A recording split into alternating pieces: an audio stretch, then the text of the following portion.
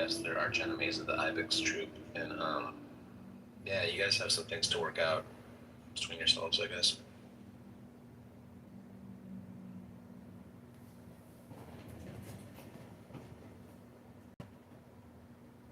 So this is a creationism room. It's about like creating things, because I like creating things. I'm a very creative person. Well, it depends on what you mean by create. The strictest definition of the word create, i.e., like what religious people use it as, is something, i.e., the universe, coming from no amongst thing, the astroturf. like, I just, you know, maybe I'm arguing for, and that's usually the way the believers or the people who posit that the universe was created by a god through some kind of like magic. Did somebody say magic?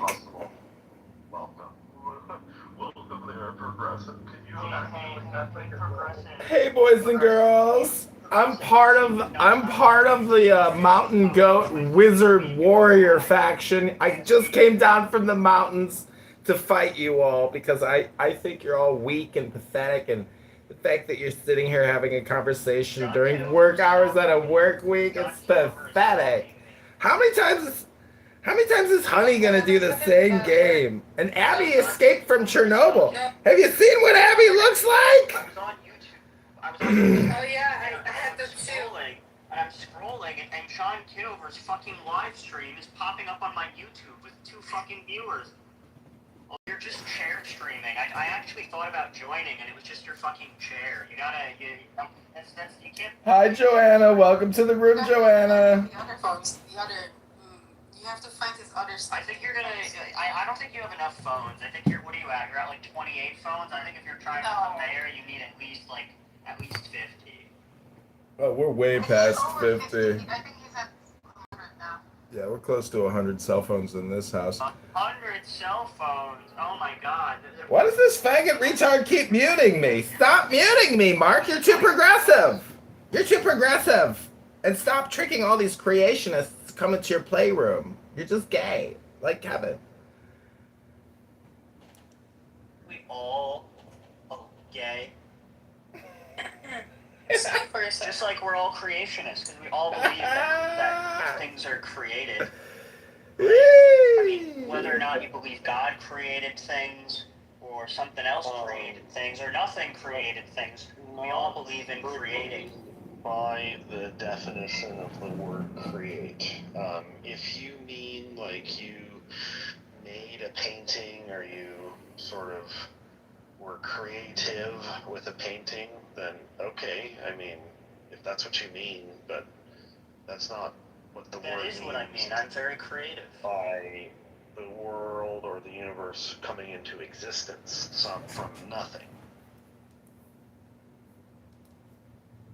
I mean, what is nothing? The absence of something. But if there's nothing, then how can you have nothing? Don't you need something for there to be nothing? Yeah, This is relative. I think so too. Damn.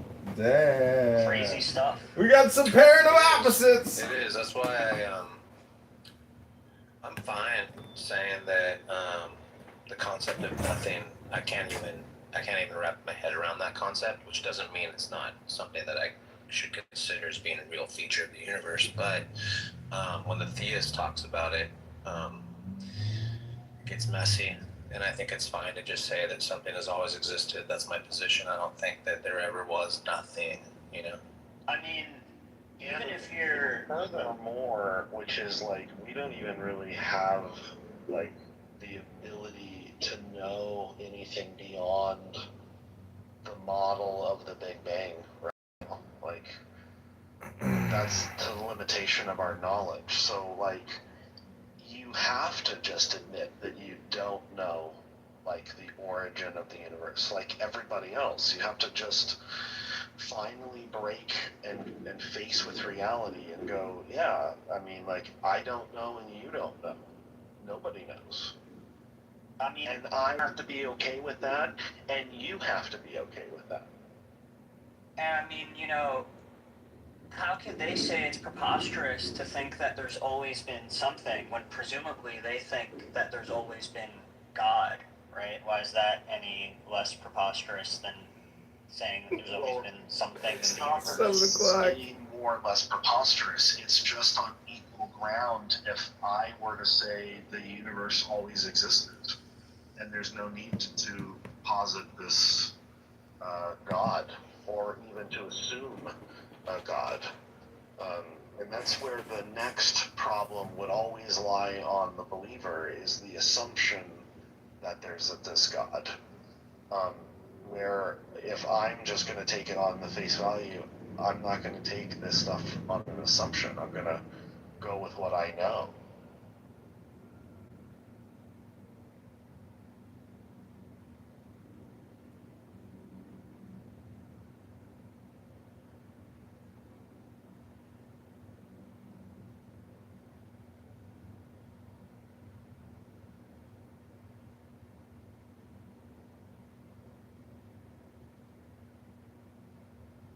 I don't think it's really worth debating creationists or the existence of God or any of these things. I've never seen a good,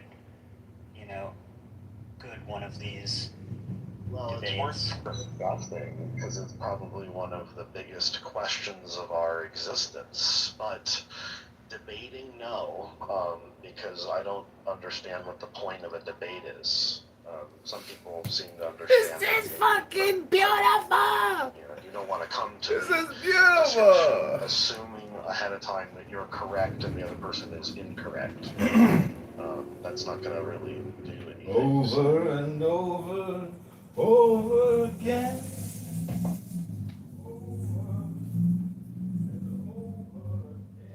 I just think it's really strange how willing these guys are to be dishonest, like outright. Like when you ask them, just like if you use if you beat them to the punch and you just say, "Now look, I want to get this out there before we get into this," and you just say, "Hey, I'm not like Christians and Muslims.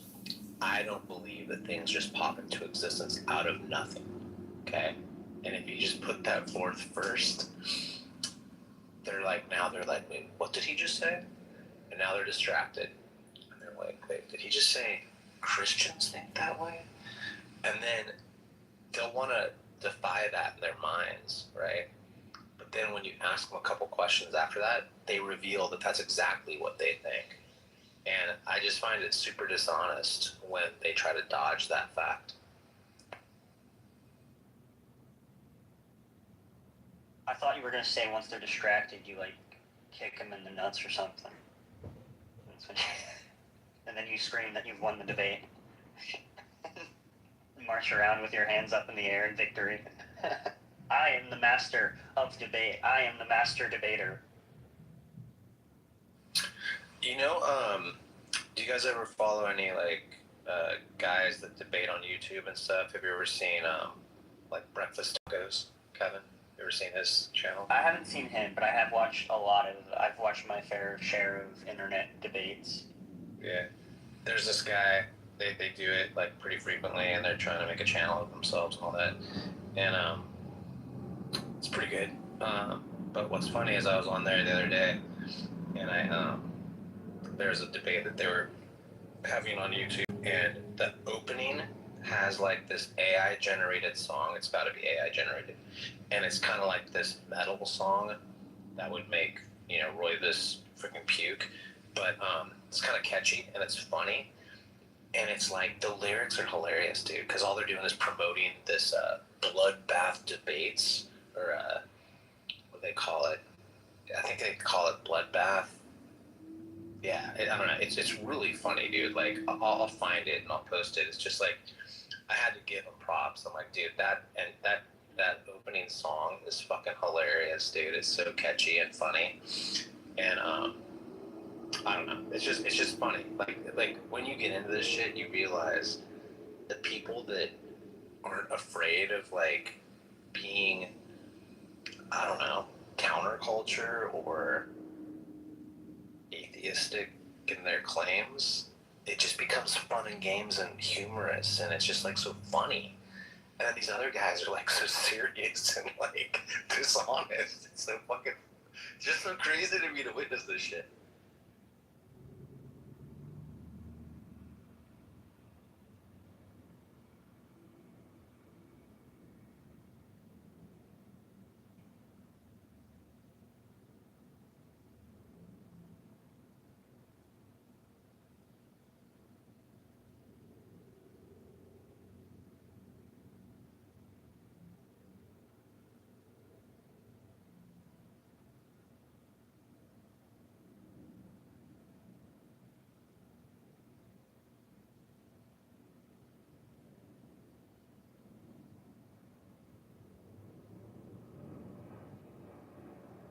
I'm gonna be honest. I think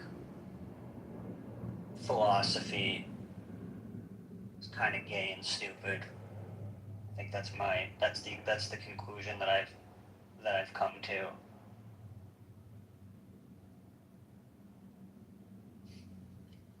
Do you mean all philosophy is idiocy or stupidity? Is that what you're saying? Yeah. I think almost all of it. I think it's pretty stupid. I think people. I think that like having a grasp of facts is very tedious and annoying to people. And if you, instead of like arguing the facts of a particular issue, you can just philosophize about it, and then no one can really like prove you wrong in any concrete way because you've developed some sort of reasoning system that's philosophically. I get soundness and validity mixed up sometimes, but I guess it's internally sound but not actually valid.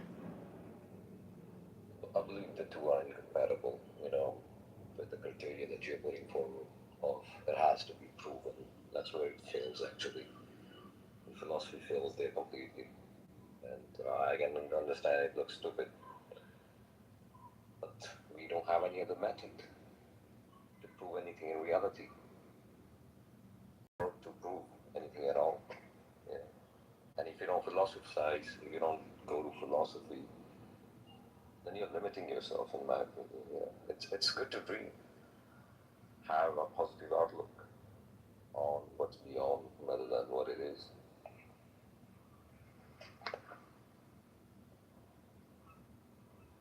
Otherwise it kills the argument right there. You can't prove it in reality.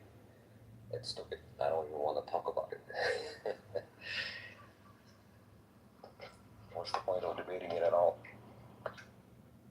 That's a good point. What is the point of debating it at all? Fun, Yeah, entertainment, I guess.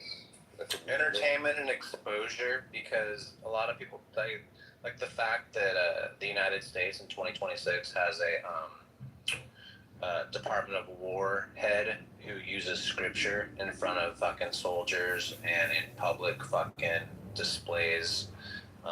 We have, grown adults pretending that there's religious holy wars going on in the Middle East and shit like that. Like that's a problem.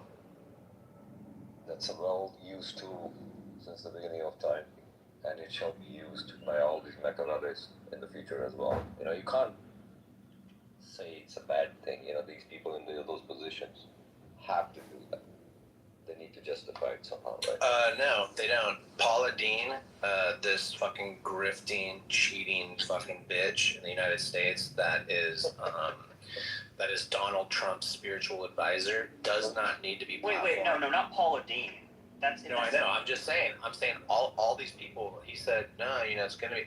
Wait, no, I don't think that's her. Isn't Paula Dean like the fat bitch that cooks? Paula White? Oh, maybe her name's Paula Dean White. I think Paula Dean is like the fat Southern lady that makes fried chicken and says the N-word. Her name's yeah, maybe it is. I think this is a microaggression. You're getting your old racist ladies mixed up. It's called misattribution. Sorry, Kane. Paula White Kane, not Dean. Yeah. Yeah, I mean, the fact that she's speaking publicly in the Oval Office and everyone just accepts that and allows that and like nods their head and smiles and claps and just shuts the fuck up and doesn't call this shit out. And when Pete Hegseth is on a fucking national stage and he's talking to cameras and like military people who are grown adult men and women, yeah, it's a fucking problem, bro. Yeah, I don't like it. I see you like to keep religion out of the statehood, I guess. Which I'd like to keep the religion out of statehood. Yeah, I mean, people shouldn't use that. Is that what you're saying?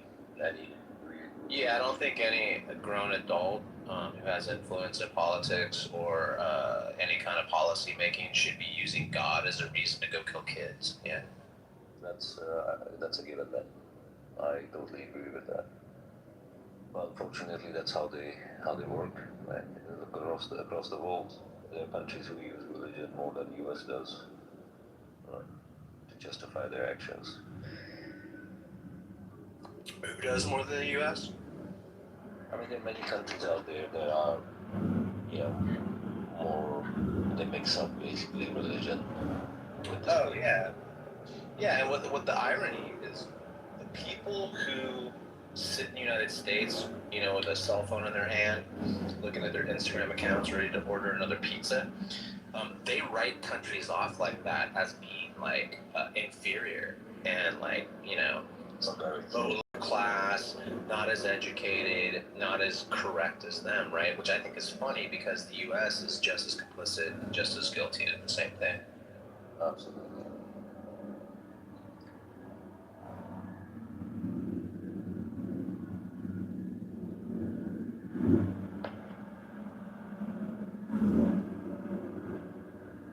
That's mostly, honestly, like, you know, in real life, if I ever get shit or giggles from friends or people that know that I actually engage, at least even to this extent, against, you know, or debating against religious bullshit and all that stuff, that's how I justify it.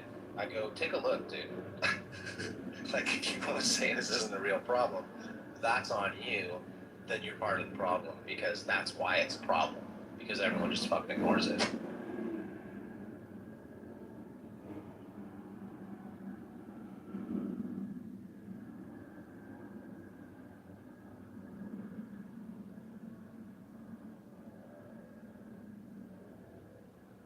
At least that's my opinion. I think it's weird when we sit around and go, wait, what? How did what? No way. That would never happen. No way. What? I'm so shocked. And I'm just looking around going, how are you shocked? Like, look what's going on.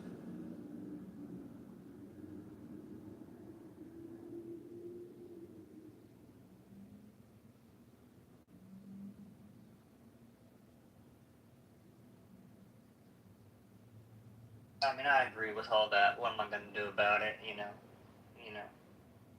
I show up. I press the button. You know. It's what I do. Once every 2 years, show up, press the button, what I think is the right button. Move on. Call people retards on the internet. I do that too. You know, I press the button and I call people retards.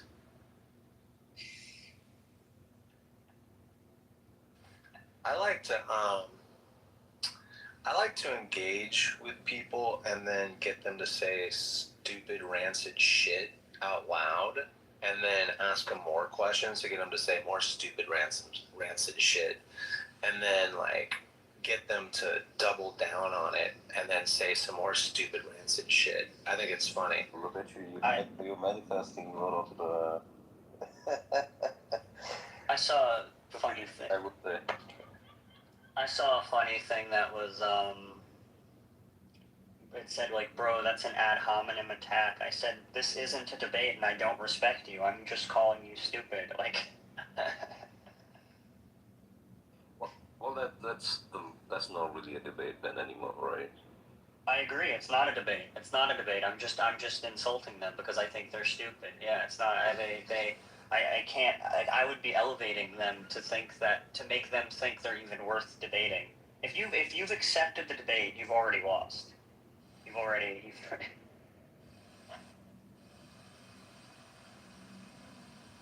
Well, right, and technically speaking, most people misuse the term ad hominem, just like they misuse the term begging the question. I see it all the time, dude. People Yeah. it's crazy, and so like, it's just, oh, they don't like that you said something mean about them, therefore it's ad hominem, and that's technically not what ad hominem. Oh yeah. If you give a thoughtful rebuttal to your point, and then afterwards say you're a retard, that's not an ad hominem. From my understanding, at least.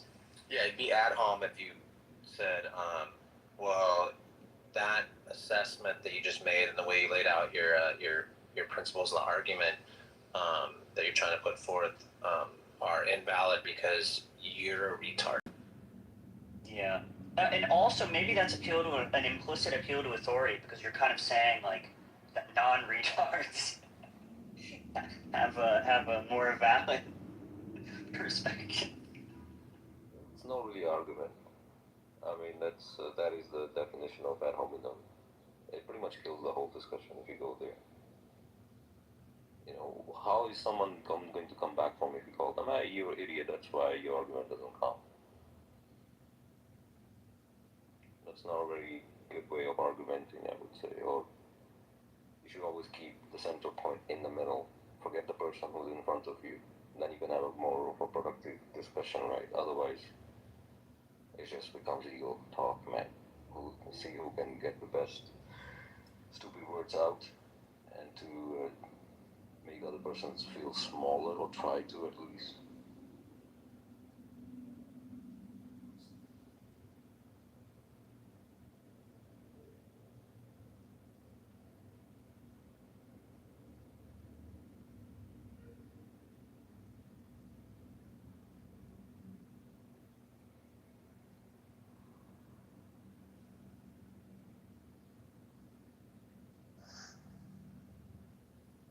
Honey Badger, I didn't even know about this Paula White Kane person. I'm reading about her.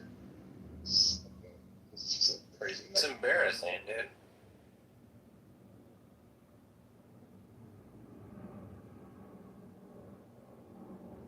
But I mean, if you think about it, it's perfect for Trump, right? That's totally Trump's spiritual advisor. If it was Obama's spiritual advisor, it'd be something different if he had to have one, right? It just, that's just insane, dude. If you want to check out crazy people, check out Kenneth Copeland. It's another, it's basically along the lines of Paula White, similar. Kenneth Copeland. Even his looks, he looks like he's straight out of some horror movie. Yeah, that dude's a scary dude.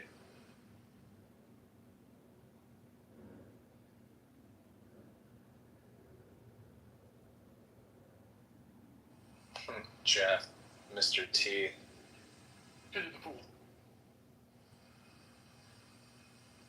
going on, guys?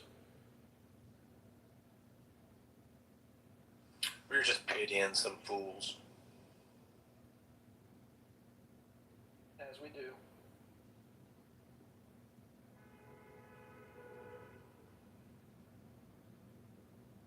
Get it? Pitying some fools, you know what I'm saying? Yeah.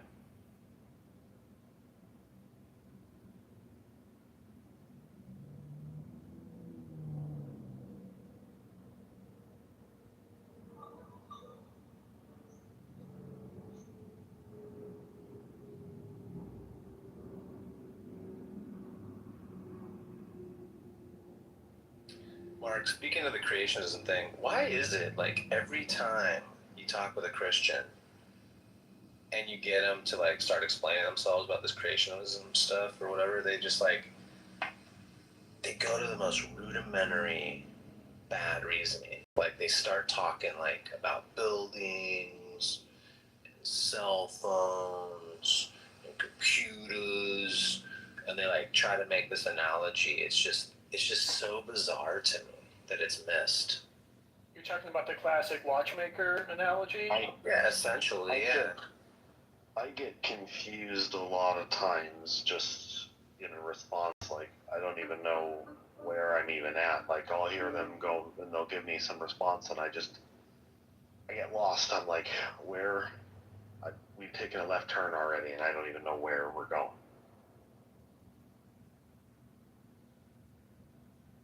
Yeah, it's just strange. I really don't understand how, it seems like as soon as they start talking, you should be able to interrupt them and go, yeah, I agree. Humans create things. And then what they do is they jump. They go, so what do you think? Humans made the mountains? Can you make a planet? Like, it's just the weirdest speech patterns and reasoning I've ever come across most of the time. It's fucking crazy.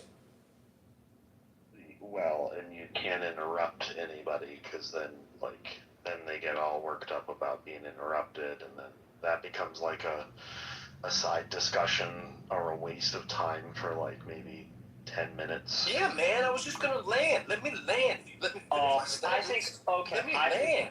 I think this is the funniest thing. People don't understand the difference between when somebody makes a point and you like to address that point before they move on, and they're done with that point, they start talking about something else, interrupting to address that point, versus when you are outlining a series of premises and you haven't yet made the point and they jump in one of the premises and they don't see a difference between these two things. I mean, that annoys the fucking shit out of me.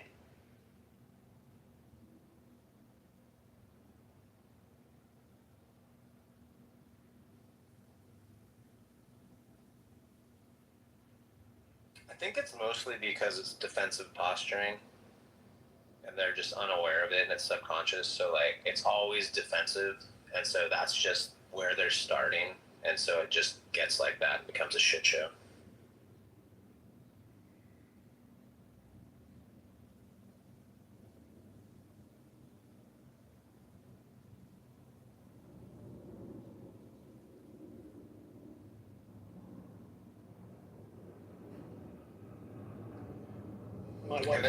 My wife and I just did IVF. The creator, my baby has a creator. His name is Dr. Mohammed Irani.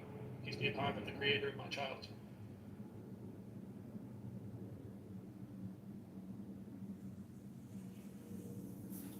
That statement in the room didn't sound dumb at all. True story.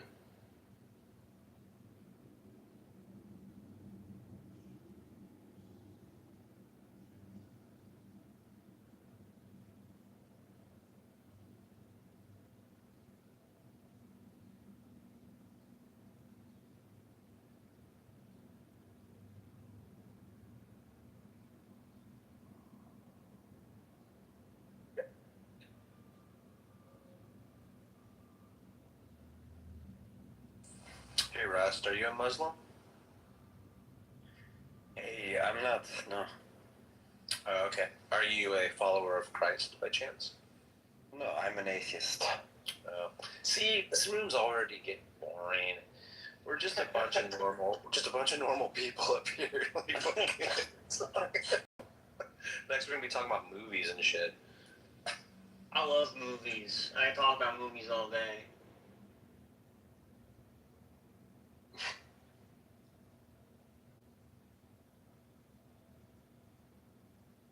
All right, everyone has to. Okay, after this, I'm gonna say break, and everyone has to leave the room and go grab Christians and Muslims and bring them back. Okay.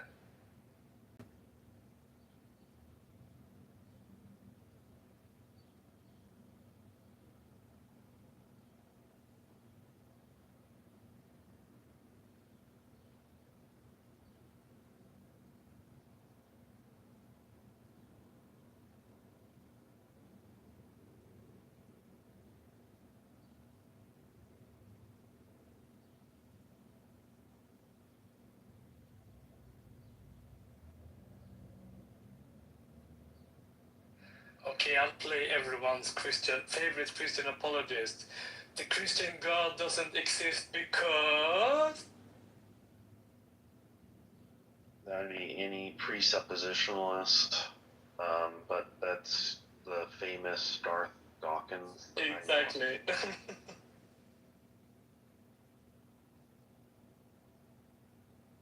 And lately, by the way, that smug shithead Andrew has been using that one. Last time I went into his room, he kind of used that one on me. Or the reverse of it, you know.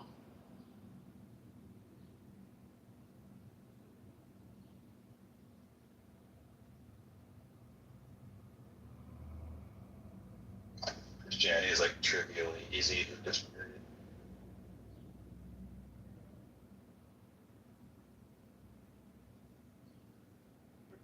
Trivially easy.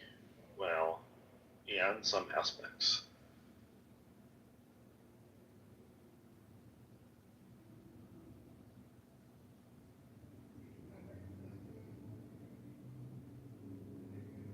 Okay, so everybody's quiet in the room. The reason of the room why I name it creationism, because I get into the discussion about creationism with believers, and lately, within the last month or so, and it's been in the news, which means it's been in the real world scientifically discovered longer than it's been in the news.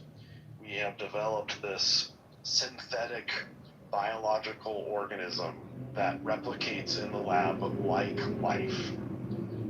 This is going to have profound sort of repercussions when it comes to health, drug productions, chemical productions, all down the line.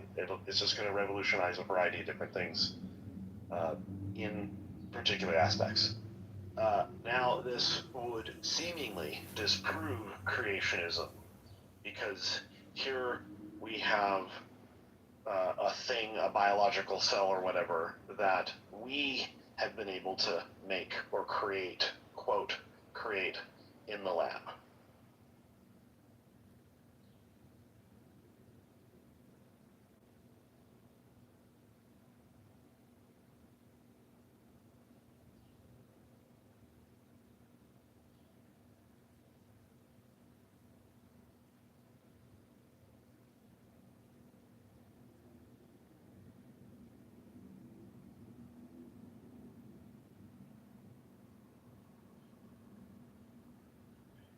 Yeah, it's definitely a very interesting medical, ethical, emerging issue to follow that. I saw that story as well from a week or two ago.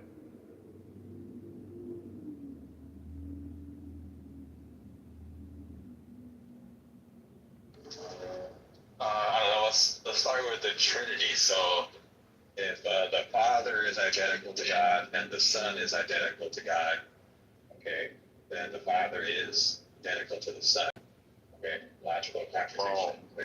I mean, my question is, why did we go to the Trinity all of a sudden? Where did that come from?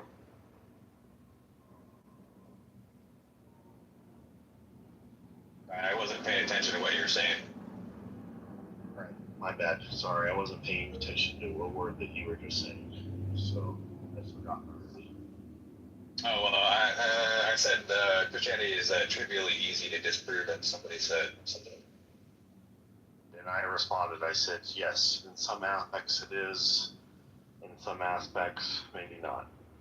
And then now you're responding to that and you want to start with the Trinity. And I'm like, oh, okay, why are we going with that? And now I understand the context. Yeah, because God is the Father, the Son, and the Holy Spirit, Mark. Well, that doesn't really make any more sense. I mean, it still breaks the formal rules of logic. A cannot be B and B cannot be C.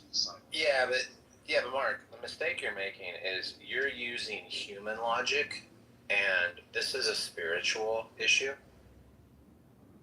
Well, I would either be using logic or I won't be using logic. I mean, if I'm proposing to come about this and approach this in some other way, well then, by definition, it would be not. Well, you're an atheist. It wouldn't matter. It would be Well, yeah, but you're an whatever. atheist. You're you're already like angry and you, Not even angry. well, you're already predisposed to I'm calmer than you are right now. Well, you don't even want to open your heart to this new form of reasoning.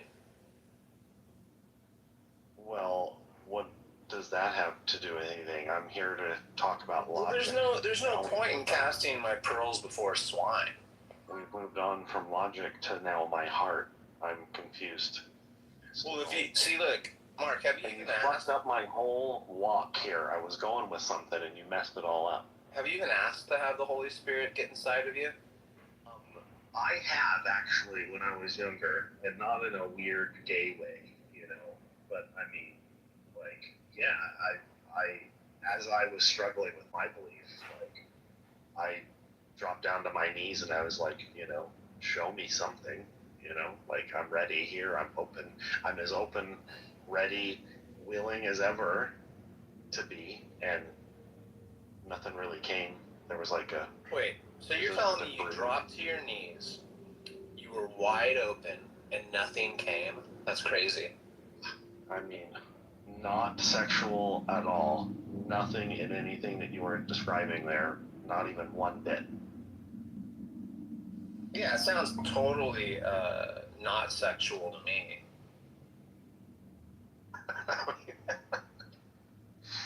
I always wondered about that. That's always so weird. And then there were times when I thought I had like some spiritual sort of like force. Like people will say, like they get goosebumps or they get some kind of like a weird feeling or whatever. I can get that same feeling now. It can be reproduced via like a really cool music, like I'm listening to some amazing music or something like that. And then I'll get that same feeling and I'm like, oh, it's the Holy Spirit working. Oh, that's right, it's this great music. That's what it is. Or this amazing movie or this amazing feeling I'm getting from like the story being told. Yeah. Yeah, but see, that's just because you're already biased, right? So the thing is that is actually Jesus, Mark. Nicholas, tell me about creationism. I don't know anything about it. I wasn't there. I wasn't there either. Therefore, we can conclude it's false, right?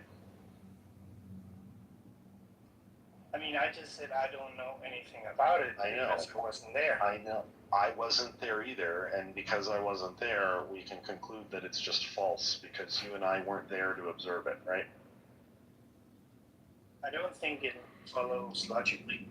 Right. You For got that example, one right. I wasn't there Hey, when you got it. Eric was shot. You got it. That's right. Apparently, he was shot, according to all the news released. But I actually don't know it because it's too far away from my country. So I could be wrong.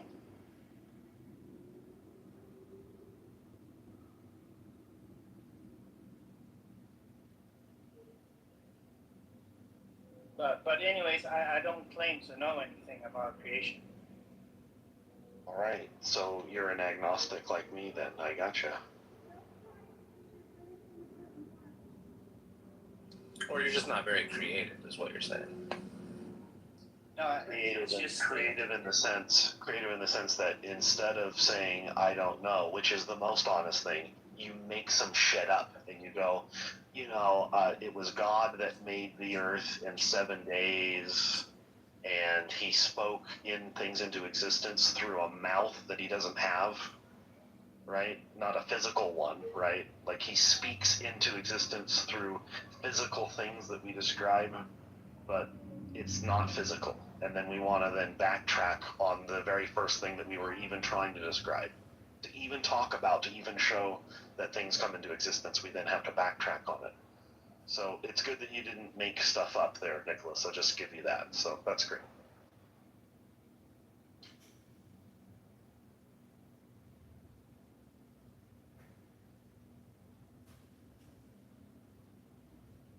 I mean, just because I don't know and I don't claim to know, does not mean I don't make all kinds of other shit up as I go. I mean, I would think that for everybody. That's right. You don't want to do any of that. I don't want to do if I'm gonna describe a thing, I want to actually describe it as it actually is. Yeah. Yeah, but what if you have to describe something? Let's say a feeling. I don't know. Are you dead or anything like that?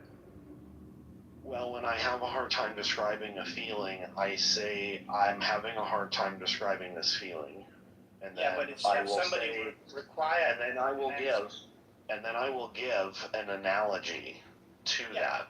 And no matter what, if that person requires an answer, the analogy will only get so far. Yeah. So for somebody to write a story about creation, I would say that would be an analogy to the spiritual world that can be very hard to explain in whatever we see. So all the words I use does not quite describe anything about it. It's not even coming close. So that's why God had to come to the world, so that we might know Him. Now, you know, the thing about the difference on what you're talking about here is like when I'm talking about a feeling that I have, like that I'm having a hard time explaining, then I use analogies. That feeling that I have is actually real in the real world. Where a God, we don't know if it's actually real in the real world or not. Like the feeling that I have in the real world. But you would agree that most feelings are pointing to something real. The feelings and everything in the real world are all going to point to something in the real world, or they may not point to something in the real world. I might actually have a feeling for things that actually don't exist. I might have some concept in my mind that there's a thing that's happening or a thing that's going on in the world that's not actually happening, and I'll have a feeling for it, and it could be pointing to a non-actual thing in the world. So that's the funny thing about feelings, is they're purely subjective, and that's kind of the problem. You don't want to go off of anything based off of a feeling. Like, that's not. I think it depends on how good you've trained, how much you've listened to your feelings, and how much you understand about the world. For example, if you live your whole life not caring about your feelings, not knowing what they mean, not going deeper into yourself, and so on, I think that could lead to you maybe believing things that just comes from your feelings, which are not based in truth. For example, it could be, does this person like me? I mean, that person could not be even thinking about it. Or I could come up with many ideas that me having ideas about other people and other people not even thinking about me. That could be one way of showing that, of course, you cannot trust your feeling, but I think that's because your feeling is broken. That's something you've learned. You've learned to guard yourself. You've learned to protect yourself. That's the mechanism of distortion. That's the mechanism of falsehood and lies. So therefore, you start protecting yourself, and you does that with lies. Because one girl screwed you over, you think all girls will screw you over, but that's not the truth. But you can live in a lie that tells you that all girls are only after money and will screw you over. That's gonna be a lie. That's true, actually. Why is that a lie? Yeah, you mean all girls are just after my money and really mean? No. Oh fuck, that's refreshing. I thought actually kind of was at this point I thought all women were just really mean enough to get me. It's good. I mean, I get your. Yeah, I'm just making a joke. I'm just joking. Yeah, but to be serious, I think it's very normal that in some way, shape, or form in your life, you're protecting yourself. And in that joke, it sort of reveals a hypocrisy of what you're describing and what you're talking about. The things that you're talking about are not actually true or not universally true. There's always going to be some nuance to this stuff. Yeah, and that's why we have to be humble and we have to recognize as well. You don't really have a way to prove there's a God, and I don't really have a way to prove there's a God. And we just leave it at that, because there's no real way to even really know if this thing is the case. No, there is. I don't claim to have a way to. There's a God. I do. I could only claim that he was there for me when I did. I can claim that there's a way to empirically investigate whether or not there's a God. You just ask, like, are you a God believer, Nicholas? Are you a Christian? Yes. Okay. Does God touch things in your life? Yes. Okay. With what? He just touched him. With what? Whatever. With what? He don't need hands to touch. I know. I didn't say anything. I didn't say anything about hands. What's Hold on, the Mike. What's the mechanism? Just really quick. This is the part that they can't get past this. I just thought of this earlier when I was getting coffee. Your God's immaterial and non-physical, right? I'm gonna show you, man. So what does he touch with? Genocide. So according to I have to prove what I believe God is. It's a question. Because I go with the flow that God is love. And love is by definition self-giving towards somebody else. It has to be freely given. Therefore, anybody can do whatever they want. That's what one. Well, that's already contradictory of what, like, are you a Christian? Yeah. Oh, yeah, that's not freely given, dude. There's all these, like, little hurdles and things you gotta do, and you get some backlash from the boss if you don't do it right. Like, what do you mean it's freely given? Yeah, so in the same way, I think light is a good analogy. I think it's a false analogy, actually. Okay, yeah, but Yeah. So does God want me to go to heaven? yes. Okay. Does God This is get the easy. things that he wants in life? Not in the same. Not in Not in the same way that I'm asking. No. No. Okay. So it's some Because special way. again- Hold on, really quick. I just want to make sure we understand each other. Is it in some special way that you understand? No, I would say, why do you think God grieves? Do you think he gets anything he wants? I don't think God exists. Yeah, but since you're asking me, Yeah. I'm saying yes, God gets everything he wants because Okay. he wants to make love known, and by definition, he has already done that. Okay. So does everyone get to go to heaven? I think when portrayed with two choices, either be in relationship with God or reject him, I think there is a genuine chance that somebody might reject him. Well, yeah. So does everyone get to go to heaven or not? Everybody gets to go to heaven, but not everybody wants to. Does God want everyone to go to heaven? Of course, but he doesn't Okay, force so anyone. then I guess- That's why I say he is love. Yeah. He will never force anyone. Yeah, we don't need to talk about force because we already know God never forces anyone to do anything, right? Yeah. Yeah, so we don't need to talk about that again. So does God want me to go to heaven, yes or no? Yes. Okay, so I guess I'll go to heaven. No, because he will not override. We are, dude, did you hear, like, hello? Hello? Isn't that crazy? Did you guys just hear that? I literally just shut that shit down. You can't help yourself. Fucking crazy. Okay, can you please explain it in another way now? Okay, does God, Whatever you're trying to say. does God force people to do things against their own free will? No. Okay, so then don't talk about, well, he's not going to force you because we already covered that 3 times now, right? Okay, so Okay, does God want me to go to heaven? yes, he wants you to. Then I will. Then I will, right? Why? Because he wants me to. Is there anything that could go against what God wants? Are you more because- powerful than God? If you are more powerful than God, then God is weak in some way. You're limiting God's powers. You're saying God can bend to you, to what you do, what I do, what I do and what you do.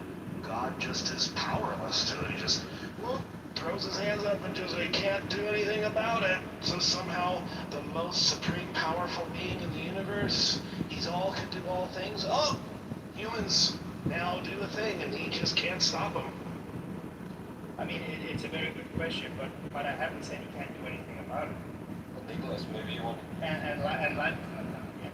maybe you want to refer So instead of if saying somebody asked me 2 years ago if I would become Christian, then I would maybe say the same thing you guys say. And now he changed my life. Did you get in like a bike act? Like, how did you hit your head? Can you just go through that with us? Yeah, I went to bed and then got up and I woke up. Oh, okay, so you went to bed and something fell on your face when you were sleeping. Oh. So how do you explain the God part then? The God part, I was met by the light and that light changed me. Okay, so were you like walking and you fell down the stairs, or did someone crash into you? I was laying in my bed, as far as I know. Were you under a tree or anything? Or No. were you bowling? No. Huh.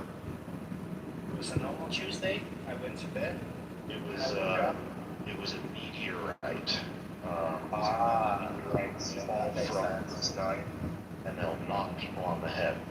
So how did you came to atheism? Same way you came to theism. Huh? I got some good sleep and I thought about things and I went, yeah, not so much.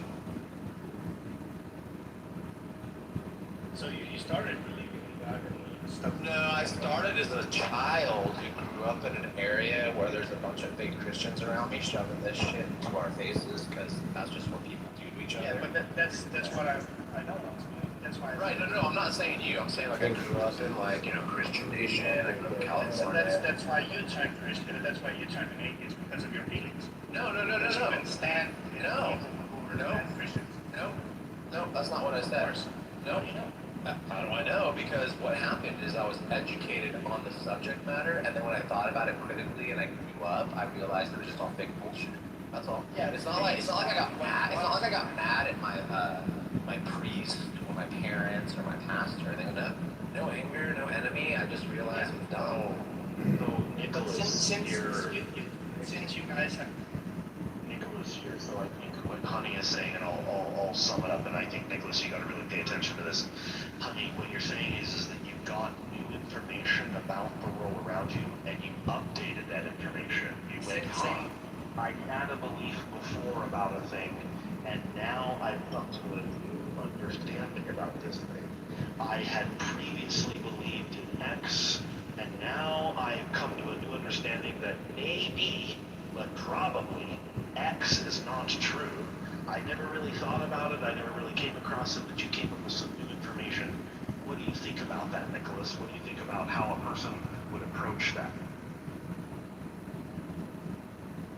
I mean, I think it's bogus. I think it's based on his emotions, and you try to explain it away with reason. Wait a second, hold on, Nicholas, really quick. Again, am I going to heaven? Because you were hurt as a child. Nicholas, Right. shut the fuck up.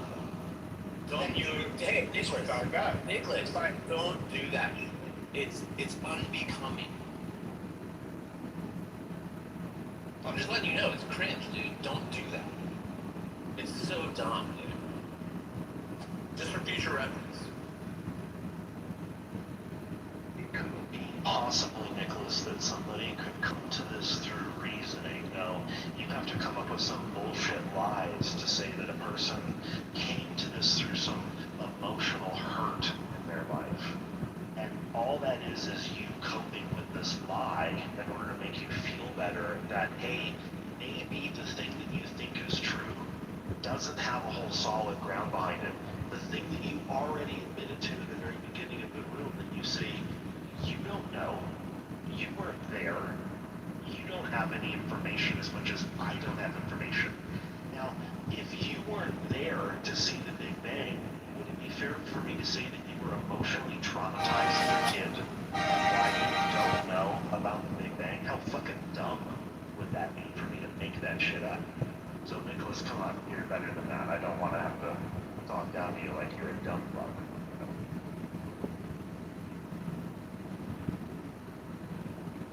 Yes, but that's trouble when people say, when they share, like, they came through reasoning, understanding, they learned information, and someone goes, oh, you were hurt as a child, therefore that's why you're an atheist.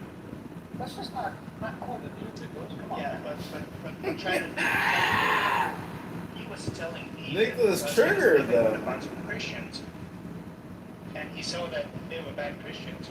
I just assumed, of course, that has to do something with. Who said I said I was gonna wait, listen, no, You never listen. said Yeah, that. you gotta listen, dude. Nicholas, ready? I'm gonna make this so simple.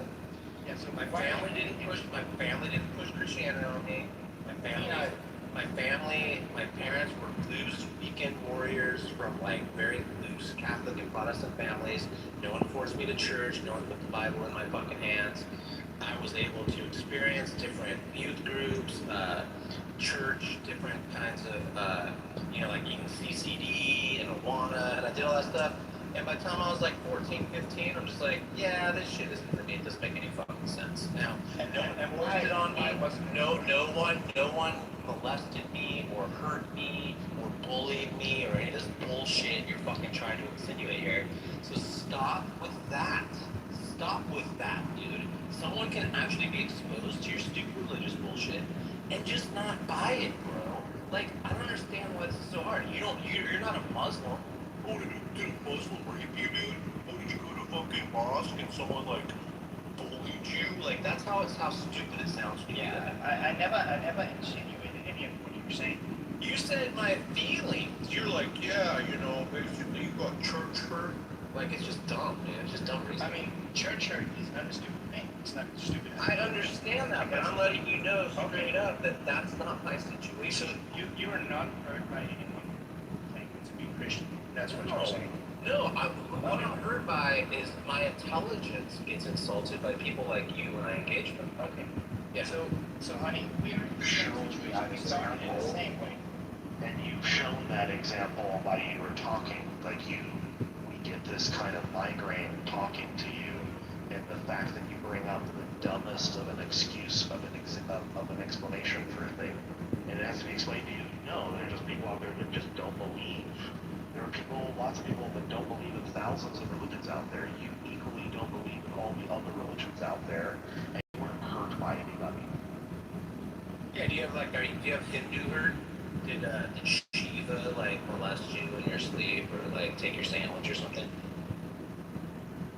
So once we can get beyond that, Nicholas, we just move beyond that, then we move forward. So you just gotta recognize that, just go, okay, that was wrong, I'll think about that, say that out loud in the room, and then you move on. I was wrong. I assumed that he was being hurt by Christians because he said that bad Christians. So that was my assumption. There you go. And you don't want to assume, like, you don't want to assume there's a God either. Like, there's all that stuff. We want to assume a lot of stuff. Otherwise, we can have a conversation.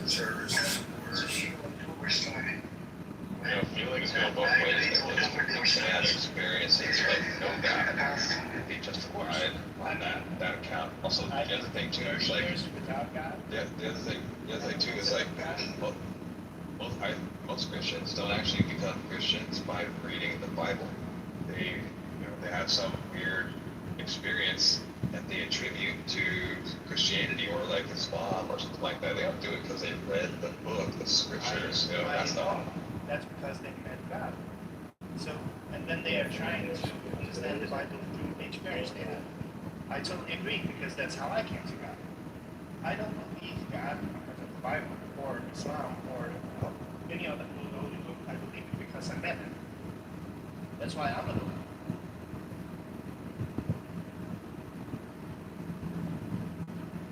It's circular. Yeah, I know that. The reason it's true is because the Bible says it's true. And you don't believe the Bible, dude. Well, his particular reasoning right now is he believes God is real because he's had an experience, and that is as far as this will ever go. Is like we can't really know that your personal experience is any more true and real than anyone else's. No. And so, and even further than that, Nicholas, for you, it's a problem for you. As Elliot pointed, well, I'll explain it to you. Just keep your mic muted and listen. As Elliot was pointing out, which I could just easily do the opposite of what you're doing. I could say, I have a personal experience that there's no God, and my experience is now just as equally valid as yours. My experience is equally as valid as yours, and mine's no better or worse than yours. And now all you have to recognize is that your personal experience is utterly useless to the whole conversation, to even knowing whether this thing is even true or not. We have to move beyond like your personal experience and mine to like figure out whether this thing is greater than just in your mind.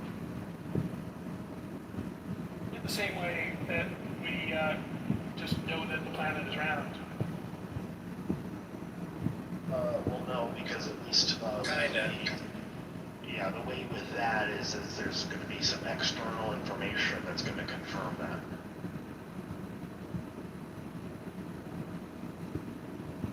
In the past, not always true because it's in our mind, because it's objectively true. Yeah, and Outside then you're going to bump into the biggest problem again. We're right back to the same experiencing this stuff as a circular reasoning here. Is like that flat earther could say they experience the earth being flat. You go outside and you look around, it's from their experience the earth is flat, because that's their perception of the matter. And just your personal experience about the matter isn't going to tell us that that thing is true. Nicholas, we could get a person who comes in the room and they say that they personally experienced last night that aliens abducted them and stuck stuff up their ass last night and probed them. Why did aliens come down on Earth and like sexually assault human beings?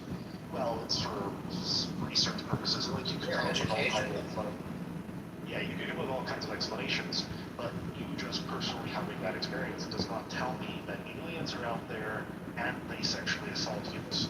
Because now that's a double thing. Like maybe aliens in fact are out there, but they don't sexually assault humans. Like they're out there somewhere in space, but they've never encountered humans. You know. But Nicholas, like, are you a Bible believing Christian or just like a personal experience, anecdotal Christian that feels nice about Jesus or something? Like, which is it both?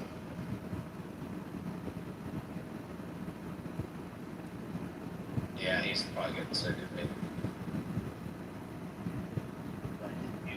And so he probably has to recognize that your mic has been muted and you have to come off the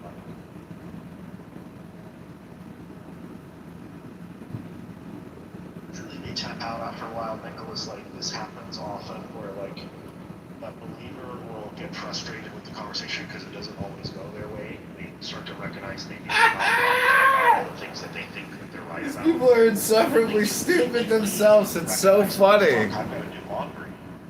Just are too busy with their own fucking personal life to have the conversation about their fucking God. That's so super important. You would imagine if this God is true and real, it's the most important fucking thing that you could ever communicate to another human being. But yet, like, hey, like, all of a sudden you gotta go do laundry or some shit, you know?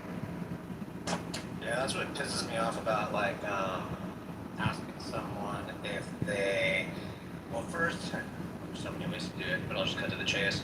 Get them to admit or to at least say out loud that they talk with God or Jesus. And then you ask them for something compelling that either of them said to that person that claims that they've talked with this being. And it's never something compelling, or they don't want to share it with you. They have some stupid fucking reason why, oh, well, I just don't, you know. And it's like, you're so full of shit, bro. Just stop. You think if somebody has a communication with a deity or a god like Jesus, you say, well, communicate something profound to me, like a mathematical equation to a formula, or something that would like solve world hunger, like maybe like a device that I can put together from current materials and like magically it'll produce like food or energy for people. And no, it's never that. Yeah. Or none of that. Like, that's the thing. So that's part of the problem. So right there, if I was a Christian debating you, Mark, I would hone in on that and I would take a totally different direction. And because you gave specifics like that, that's what I would attack. Whereas you could just go, hey, tell me something compelling, like the best thing you heard from Jesus in the last like couple years, or if you have a personal relationship with Yahweh. Something you heard from Jesus in the last couple years, like in the book? I want to hear some information. Share with me the good news. They never have any good news to share.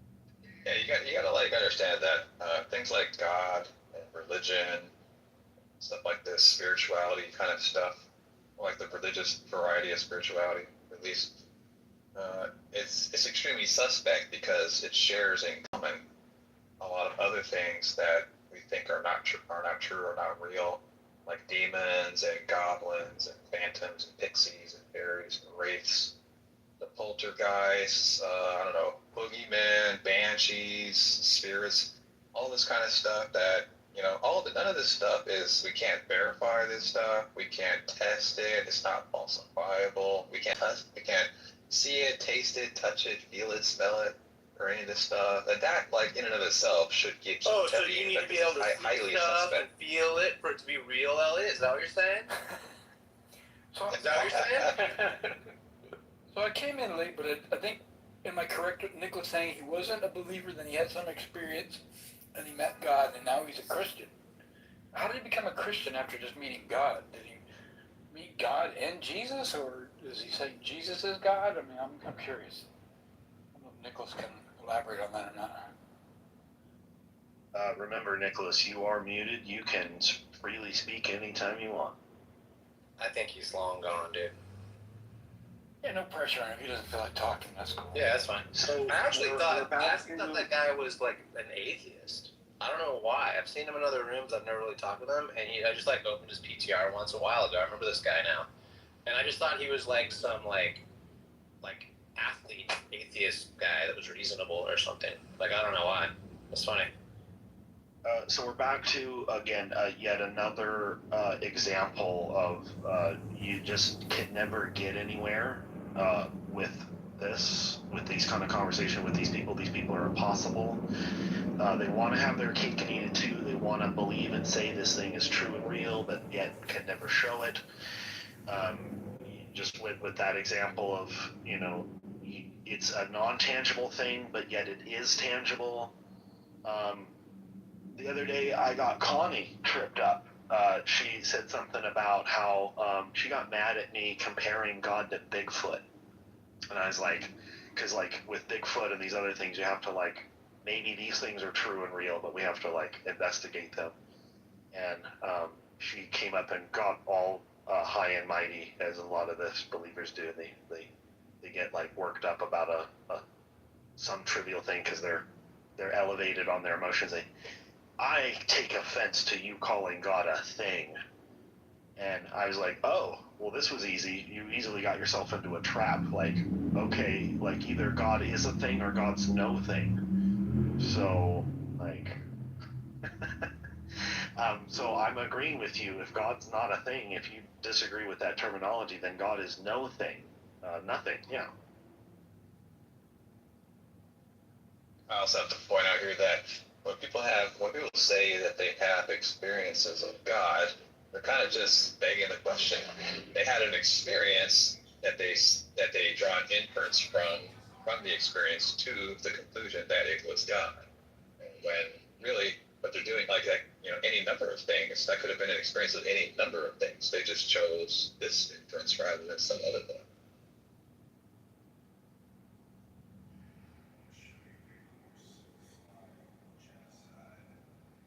And this is the part that bugs me too, and it's so true. The more I dig into this, it's just unfortunate that like it's so powerful, and I think the reason it's so powerful is because it's so fear-based. Like, I'm always disappointed when I talk with like some people. I don't think Nicholas would be like this per se, but like certain people that I can tell haven't had as diverse of experiences as I have, just in general, like in a physical, worldly sense, right? And I'm not I've never been squirrel suit flying, or like jumped out of a plane, and I've never been like big wave surfing, right? I'm not claiming some like special powers or privilege, but just like I can tell when someone hasn't experienced the things I have, and I feel like they diminish my experience when I tell them about how significant things have been.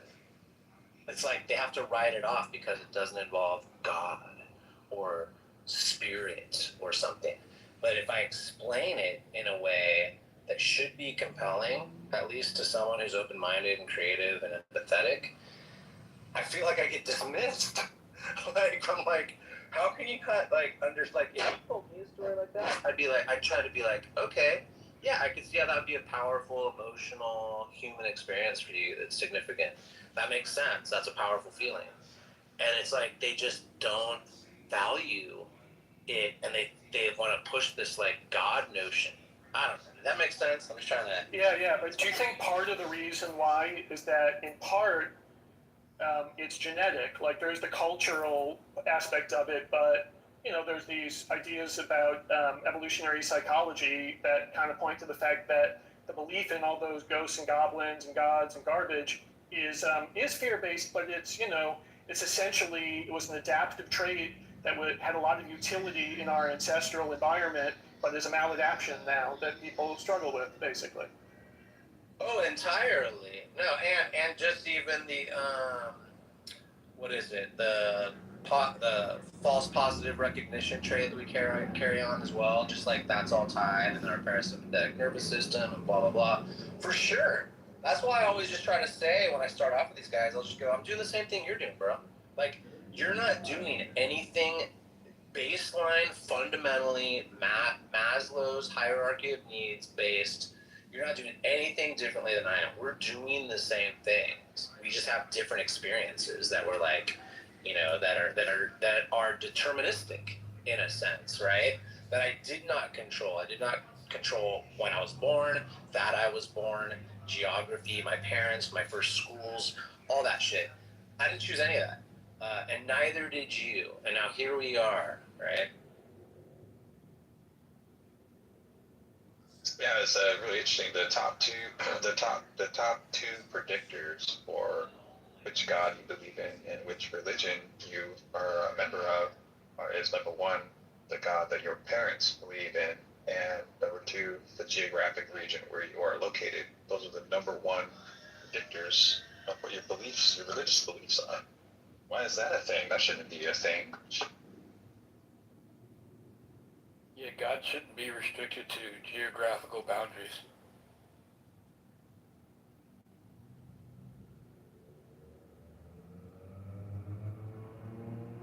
That's why when you look at comparative religion and you look at all these holy books and the emergence of all this stuff, the main takeaway for me is human psychology, right? How could this whole thing possibly have happened? It seems that it's inherent in human psychology seems to me to be the most reasonable kind of leading idea about it. Yeah, humans want to fill in the blank with something, so they make it up. I've also noticed that, and correct me if I'm wrong, right? And I know I'm kind of, I got a thing going. I'm not like a scientist for any like agency doing wildlife biology in the field. I'm not a photographer for some fucking magazine or whatever. I'm just a guy. But like I find that when I speak with theists, like strong God believers that say the stuff they're willing to say, it's almost like they're unimpressed with the natural world. Does that make sense? Yeah. Yeah, well, that's exactly why Spinoza and Einstein took the tack that they did, right? They tried to get people to take all of those beautiful feelings and emotions that they have about God and just apply them to the universe and the laws of nature. I think that was that's what they were trying to do.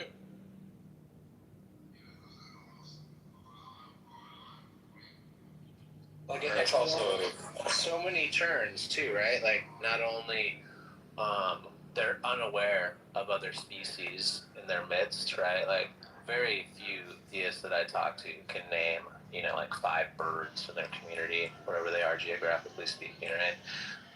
And then they act like, oh, as an atheist, what you think we're just a freaking bag of chemicals, just like randomly bumping into each other, and it's like, really? I mean, I think it's an interesting point that you raised there, particularly when, everything is created by God, so you'd expect there to be some sort of reverence, and in fact in that film Noah, I know it's just a film, they tried to make out that Noah and his family were sort of custodians of the earth, looking after it, vegan, this, that and the other, and you just don't see that with a lot of religious people. They completely disregard the environment. There's absolutely no appreciation or anything. If anything, they think you're a bit weird at times if you appreciate these things. this was my sort of subject of the room the other day as I was pointing out that, and this is where we could argue the overall harm of religion just in general. Obviously, we recognize the harm of religion in all kinds of ways, but in its broadest aspect, and like Christopher Hitchens says, like religion poisons every single aspect, everything that you can think of. And so my title of my room was like, does religions teach us to be like empathetic towards even human beings, or to have any kind of like compassion? I have to look out in the world. I have to wonder, why is it that people are even fighting with one another? And at its baseline root is got to be these fundamental beliefs that people hold, specifically religions. And if it's taught to us that we should not have empathy for other people or the environment around us, if this is taught to us by a religion that like this is just temporary, this location that we're on, and the more important thing is like some other location, well then like these people are just not going to be helpful or useful to us in the real world in the now and progressive things that we need to fix. They just won't be on the same level. It just will not happen. So I see the big issue in this, where it's like these sort of people are like pod people. Their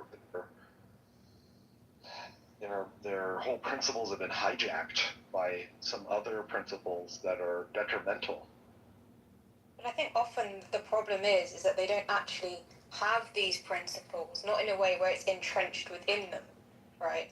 Whereas I think a lot of people who don't have religion, they don't need this extrinsic accountability, like, oh, because I don't do something, I'm going to be punished for it. And that's why people who are properly into their religion, you'll see that they don't actually come out with the craziest things. They're very peaceful, they keep to themselves, they don't try and impose on others. It's the insecure people who are performing. And I think in themselves, they know to an extent that they're performing. They get very insecure, and so they just take it out on other people.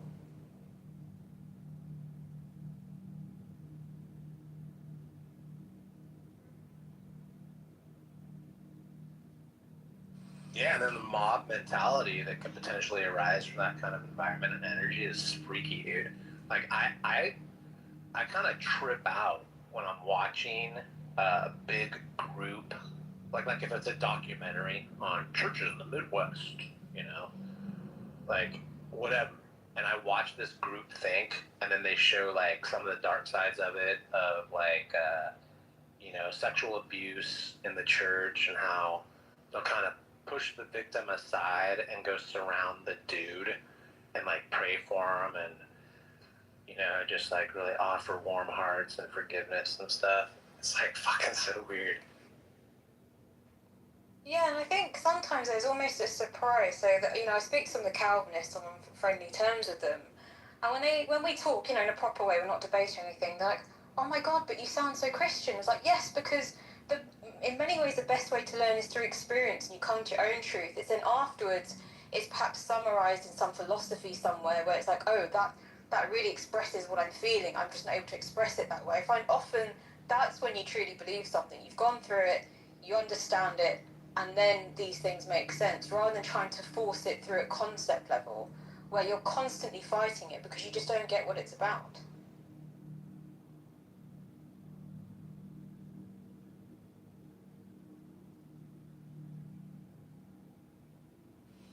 Yeah, it's just kind of, I guess that psychology, again, it goes back to the sociology, right? You got a bunch of people that feel empowered and or just also obviously enabled, but allowed and entitled to make claims and have them go unchallenged. Anytime that happens, it's fucking freaky to me. And so watching that shit unfold is crazy. Yeah, I agree with that. I think that's where I can't understand why people feel confident enough to even do that. I'm thinking, how do you even trust in what you're saying given how little you actually know? Yes, incredible.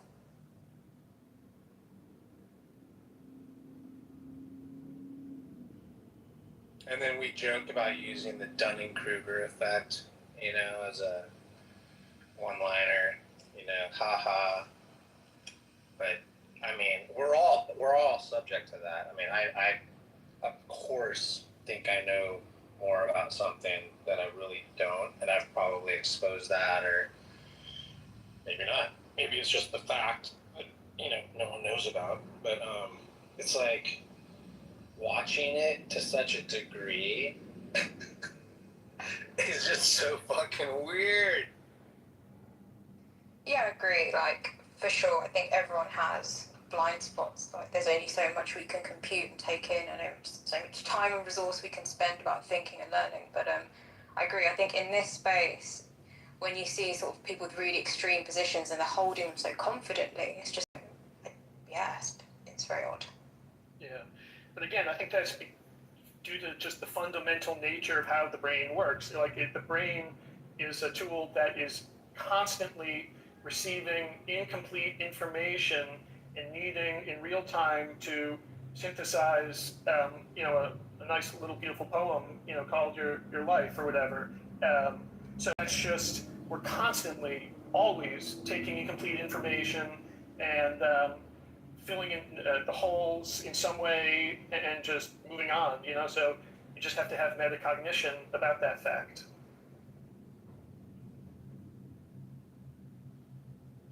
Yeah, I agree. In a slightly adjacent topic, it makes me question sort of our dependency on external tools to now even hold memory for us and do our thinking for us, like AI. I kind of think, oh gosh, like, where does this sort of end in terms of going around with incomplete information given these innovations? But as I said, an adjacent topic, so I don't want to move on to that.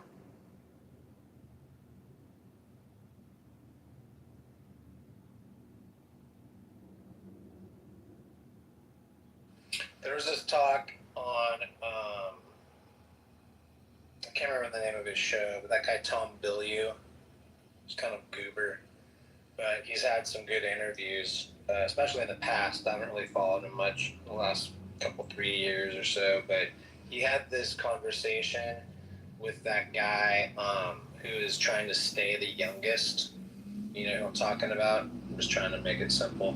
Yeah. He's what's his name? Peter Thiel? No. He is a billionaire, though. Oh, I know Peter Thiel's like he's really into like trying to live forever. There's a few people like Brian Johnson. Yeah, Brian Johnson. He used to be a Mormon. He's like, his name's Brian Johnson, and I remember that because now I remember it because I remember thinking in my head, just remember that his name's super plain. Like, well, who is it? Brian Johnson? Like what? He was talking about some shit with Tom Bilyeu that was like pretty. I'm gonna go back and look at it. It's from a number of years back, probably like 8 to 10 years, even at least 6, 7 years.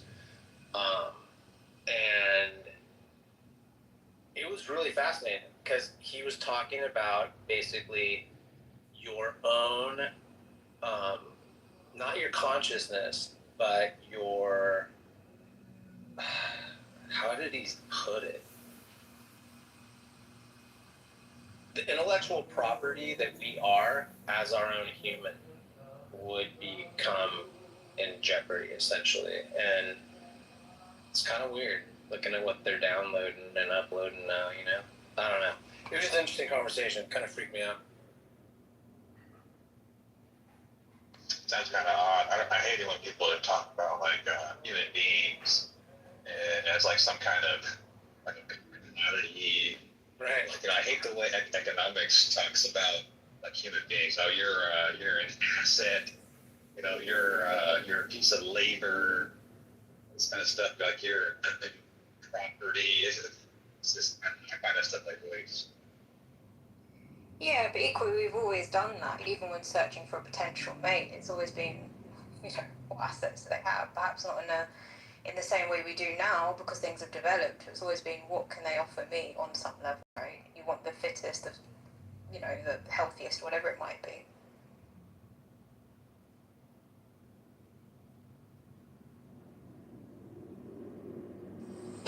Okay, it's called How to Become Aware of Your Blind Spots, and it's 8 years ago, and it's Brian Johnson, and it's Tom Bilyeu on impact theory, which is actually a good resource. I did check in with his stuff a lot a number of years ago. That's how I came across this, because I was pretty regularly watching or listening to his interviews with guys. So yeah, that was a weird one. I just remember this one specifically. There's a few that I remember, and this is the one that made me, based on what you said, Nadia, made me go to that, and then interestingly, become aware of your blind spots, and that's exactly what we were talking about in a sense. Nice, I'll check that out.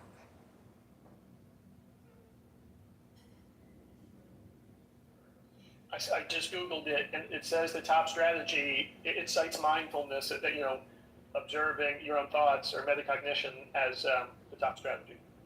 But there's many other strategies.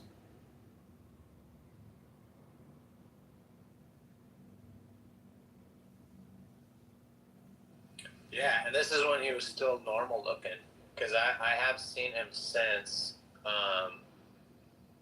Not too many things. I haven't researched him too much, but I've seen enough. Like, and it's funny. Like, he was just kind of normal then.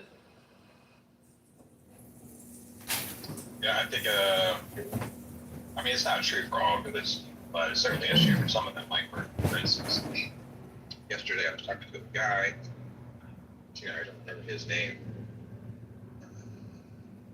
I forgot his name, but anyways,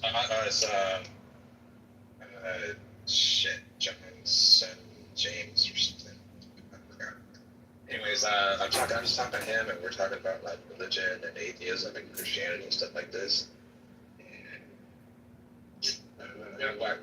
I'm trying to get him to like think outside the box, you know. And but just every answer that he came back with was literally just, you know, proselytizing and, you know, spreading the good news and interpreting every single question that I asked him in terms of through the Bible, specifically the Bible, like what the Bible says, he'll give answers that he thought were fitting answers from the Bible. And really, I would like literally directly, like verbatim, I would say stuff like, I'm asking you to take the 30,000-foot view and observe yourself, what choices you're making, how you are thinking about this thing or that thing, etc. And I was having that conversation about that with that guy for like 20 minutes straight, and he just couldn't do it. Every single answer he came back with like a quote, a verse out of the Bible, or something from his theology in particular, and he just could not bring himself to what Jeff is talking about, where you guys are talking about mindfulness, you know, being like just thinking about how you are doing things. You know, I don't know, maybe is it like a weird mental block? Is he just stubborn? No, it's called fucking indoctrination and a fucking mental virus.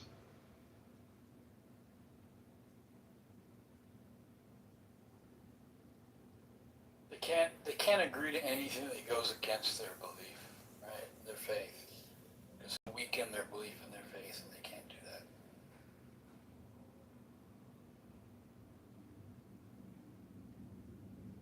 They can't even agree that they set their alarm clock in the morning and it helps them wake up. They say God helps them wake up.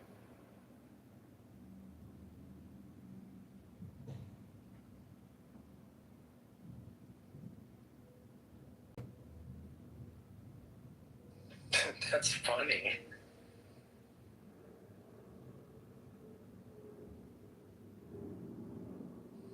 That's why I don't believe him.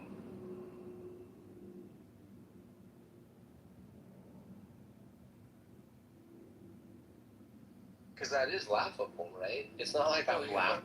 It's not like it's unjustified laughter.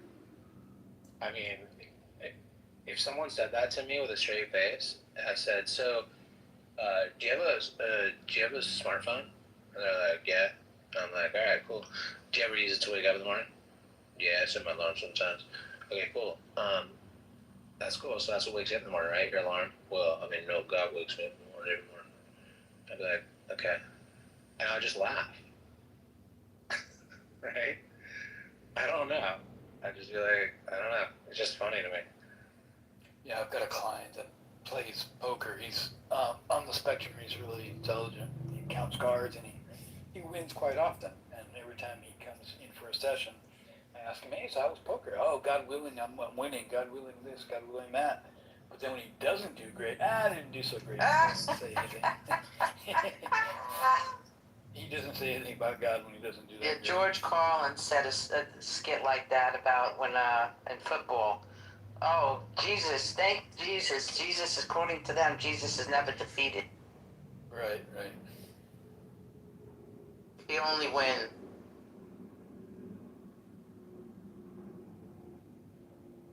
But this guy's a recovering addict, and he went through the AA program, so he's got to stick to the God plan. To all things that are good are based upon God, and so he's got to keep that mindset. Yeah, James, if these people are like really taking this stuff seriously, and they say stuff like, so and so, or I have, or so and so has the Holy Spirit, and therefore they cannot be wrong. And they say stuff like, "Oh yeah, Jesus helped, this fucking like wide receiver catch the football, game-winning football touchdown pass or whatever bullshit." And everybody's claiming different things. Like the other people, the fans on the other team are saying the exact same thing for the people on the other side of the football game. Or like, if that's too stupid an example, like people do this all the time with like more serious stuff. Like they've got privileged access to God, and other people don't have it. Or like, if I'm reading the Bible to somebody, putting a verse out of there, and I say something, and they go, "Oh well, the reason why that's wrong is because you're an atheist. You don't have the Holy Spirit." I mean, if they're taking this stuff seriously, they can't be true.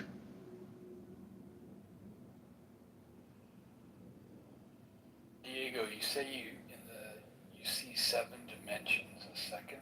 What the hell does that mean, dude? I'm just being funny. Oh, that's a good one. It's a knee slapper. Oh, I gotta write that one down.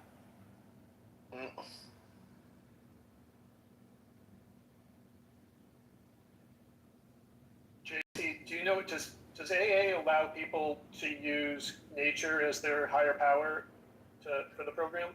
I don't know. Yeah, neither do I. They can. There are some programs that are secular. You want to find those specifically.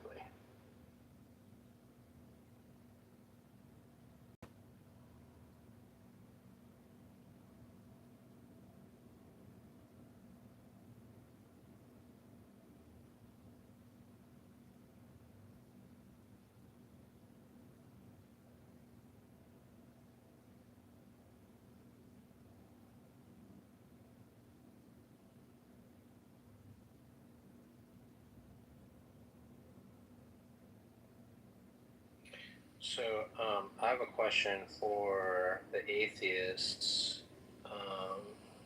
You guys worship science and everything so much. How do you explain how, everything got here and is, perfectly formed, perfectly balanced with all of, the laws and stuff? How do you explain that design?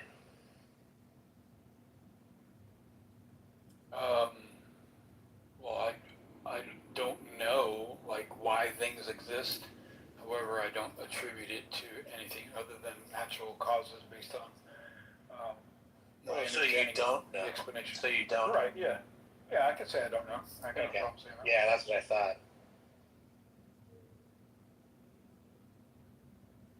However, I do understand that existence is reality, and that's Yeah, so you can't prove that it's not God, is what you're saying. Right, I cannot prove it's not God. You're correct.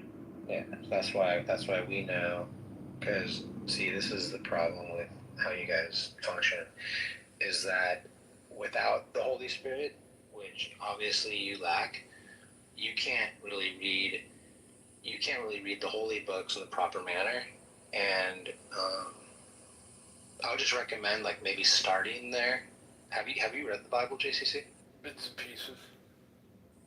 Okay, yeah. Have you read it cover to cover? No, sir. Oh, yeah. You gotta get back to me after you've done a little more research.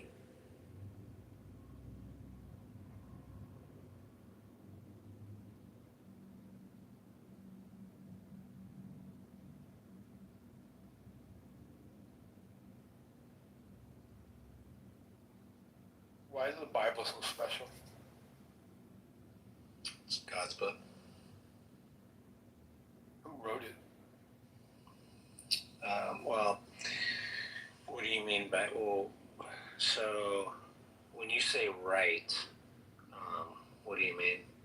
Well, it's a book, meaning it has words on paper.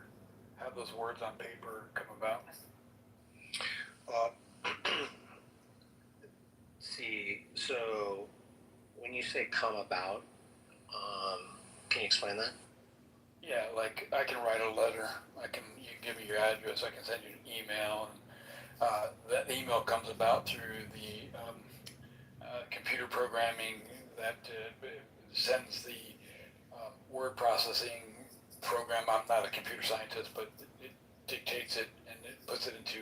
Okay, so you can't really explain it then as well. And then but I can write a letter to you about your address and your email and your.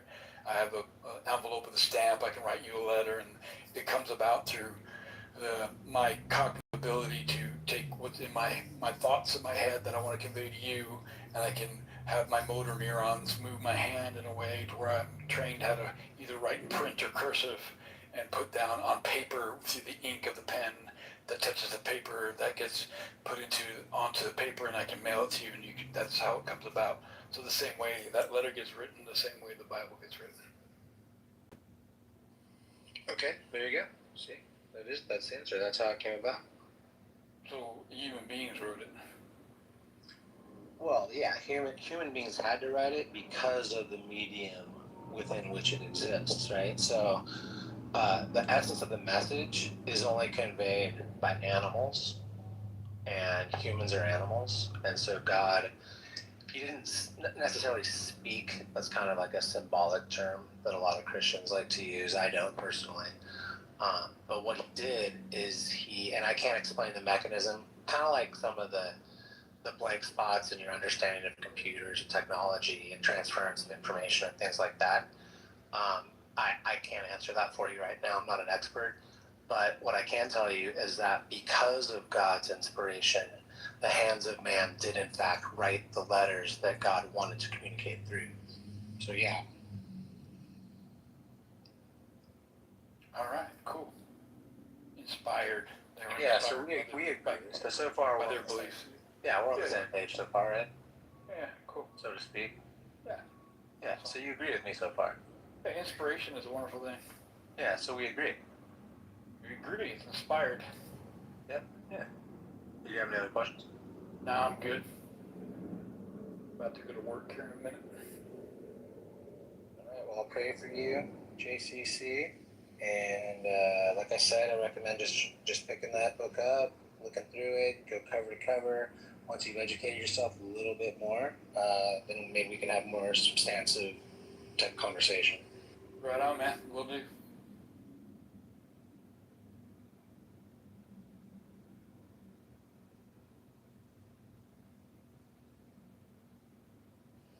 I like JCC. He's a good guy. He'll probably learn, the truth soon. I can tell. I think he knows Christ. I don't know if he's felt Christ inside of him, though. That's the thing. I'm not sure.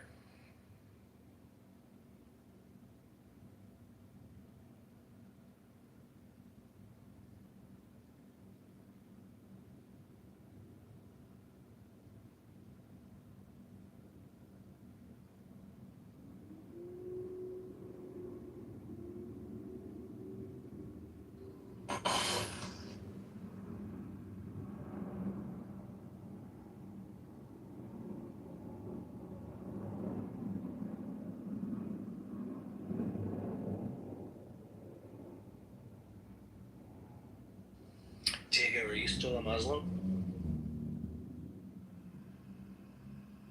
No. When did you decide to deny Islam?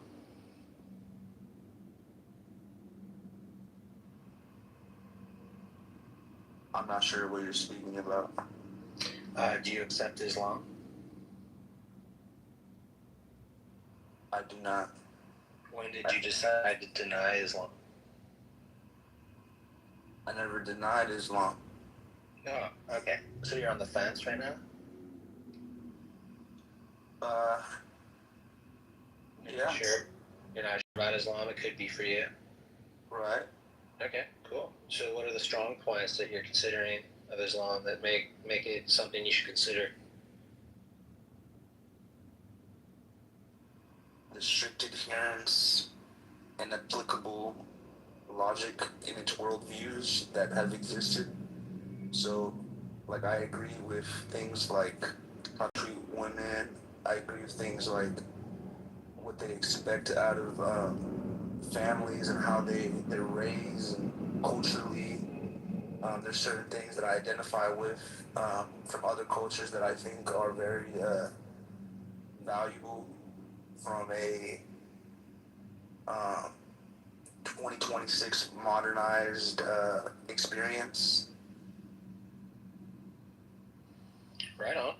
Right on. Care to go into any more detail? Like what specifically? Like, can you give me something that I can measure so I know how it applies to like civics or I don't know, international relations or environmental health or something like that? I'm sorry, I'm a tad confused, Diego. But when you say you respect the way they treat women, do you be referring to stuff like when they throw battery acid in the face of young girls for exposing their ankle? Well, I specifically use the word applicable pertaining to modernized society because I understand that, words that have existed throughout different time periods are obviously going to have things in it that aren't going to apply the same, but logically speaking, right, certain things they do, for example, they cover the woman with the hijab, and they have certain rules in place where the woman cannot go out. I think they need to have 4 men or they have strict guidelines in terms of protecting what is, to a woman cherishable. They sort of kind of expose the strengths to increase,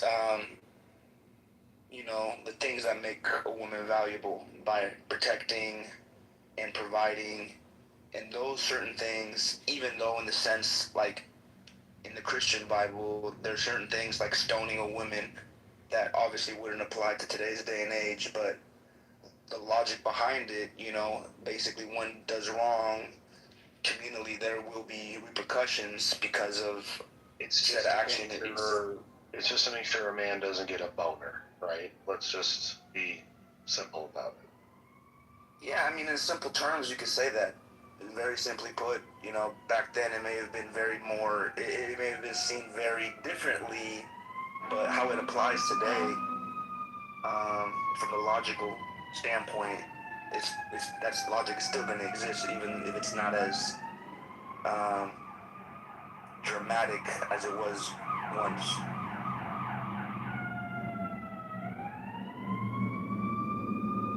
But I think it's a mixed bag. Yeah.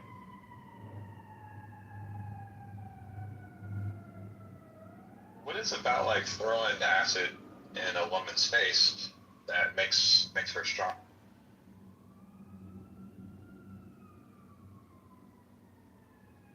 It's soul building for one. Because just because they're Islamic doesn't mean that over here Christians shouldn't consider why God allows for them to have those things happen to people, right? So if you asked God, why do you allow battery acid in women's faces to occur in reality in your creation? What is the reason? It's got to be a good reason, right?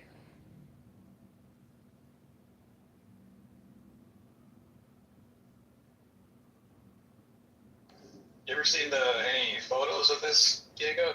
Because I have. You ever seen you know what battery acid does to a person's face? If you believe an indoctrination of morality, right, derived from this book, includes some type of violence, like I just, gave you analogous language with the Christian Bible in today's day and age, then it seems facetious. Wait, hold on really quick. Can you ask your question again, Elliot? I want to make sure I heard.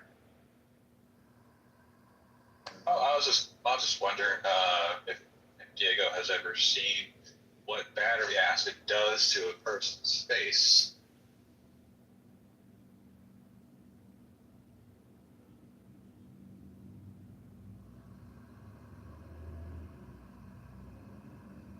Funny you mentioned that. I had some sulfuric acid accidentally poured on me from a car battery, and I was completely fine.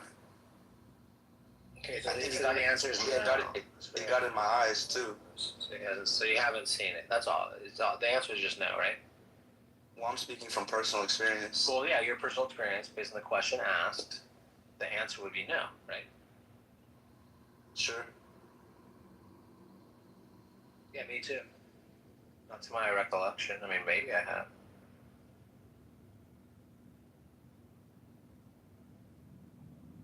I don't know. Did you see it, Elliot? Did you see what it looks like? Is it battery acid for sure? Yeah, it's battery acid. It disfigures you. Makes you look like fucking zombie. There's photos and videos on the internet. Yeah, it's awful. You hear about cases like this in papers, but I would say, as far as I'm aware, that's not an Islamic practice. You know, in London, I can't speak for anywhere else, but you get girls doing that to other girls from different gangs, or when there's a ex involved or whatever, you've got men doing that to women more generally. I wouldn't necessarily. I mean, I'm not an expert on the Quran or anything, but I don't think that's in there, that you can throw battery acid on people. Yeah, but he didn't say, Diego wasn't talking about the Quran. He said he respects the way they treat women. Those are his words. Yeah, and what I'm saying is I don't think, as a general principle, that's what that group is doing. I think you get people who throw battery acid for lots of reasons, quite often out of jealousy and revenge. And when you get people who have perhaps a more sort of insecure incel mindset, yeah, and that's cross-cutting. You get lots of them who have a Muslim faith, you have lots of them who don't have a Muslim faith. I think that's what I'm getting at. Yeah, no doubt they do it for different reasons. But I didn't say it just for any reason. I said specifically because they expose their ankle. But is that, I mean, I don't know, maybe you've seen a case where somebody's been, I mean, I've never heard of that, but that's crazy. If that's the case, I mean, that's wild.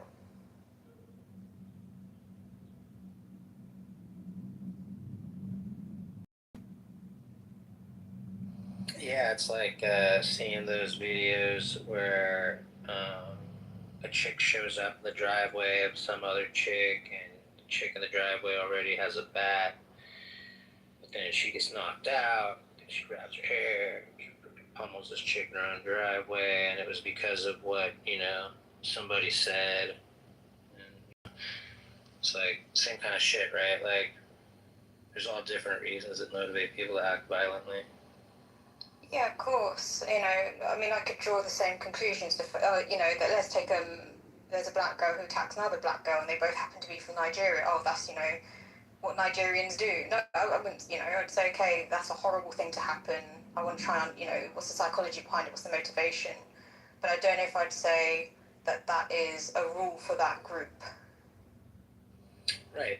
Yeah, because if I were to do that, I could just go on one Instagram channel, hopefully one that I'm not following because I don't get feeds like that, but I guarantee you I could find one that regularly shows white Christian Americans just acting absurdly racist and or violent and or tribal, against one another. But would I go, see, that's all of MAGA?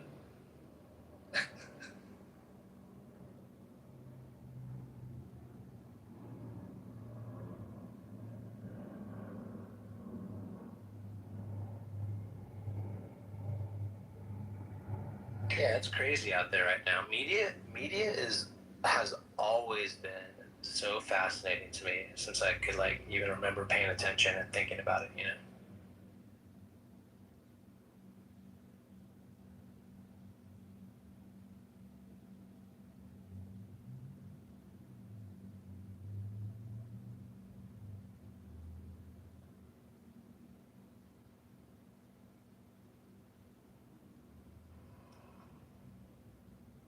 Yeah, I agree, and that's why I think sometimes these religious conversations can get a bit stale. It's always a sense of one-upmanship, And I honestly think that when people do sort of conform to their religions in a peaceful way, most of those people are just ordinary, decent people. They don't wish harm on anyone. They just go about their lives.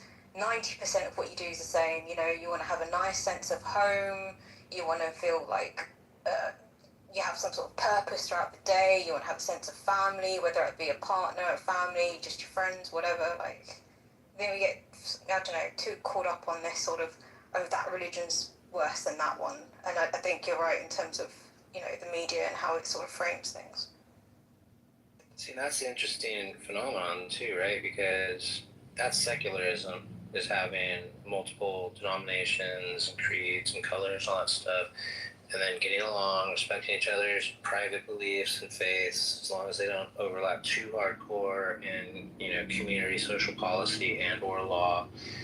So that's fine, and that's secularism, right? And then because it's been pretty successful,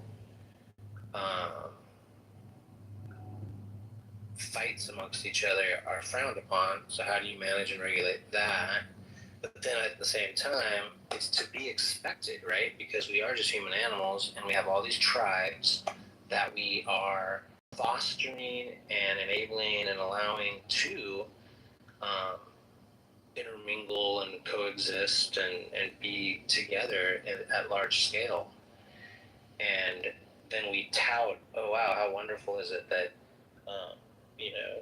we haven't had any disruptions or civil wars or anything too harsh happen. It's weird. I'm just kind of talking off the fly here, but it just trips me out. It's always a balance, right?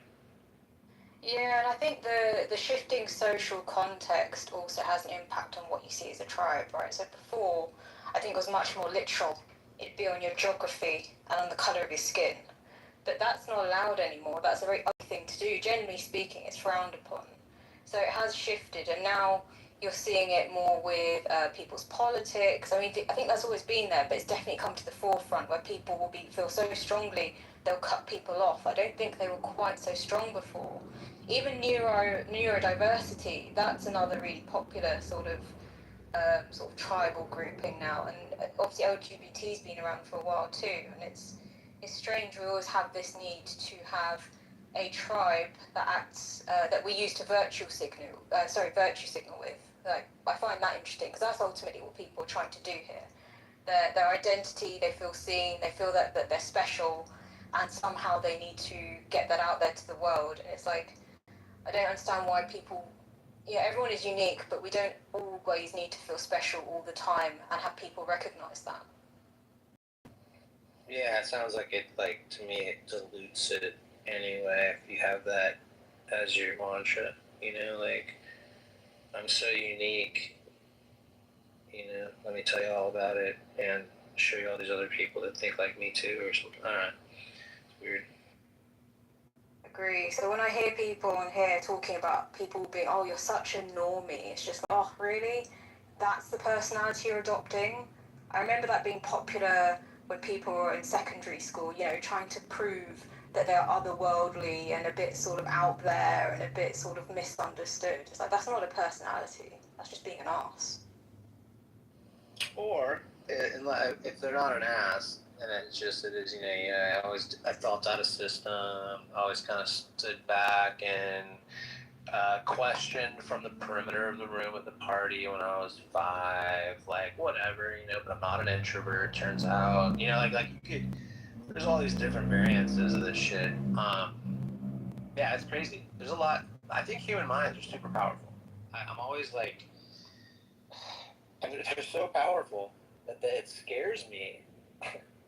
Talking about fear-based, when I see what's going on in politics in the world right now, and I guess I'm just new to paying attention this much because a lot of people seem to just kind of be lax about it and just kind of shrug and go, well, the world is how it is, and just history repeating itself and stuff. But I'm like, I don't know, it's been stressing me out a little bit.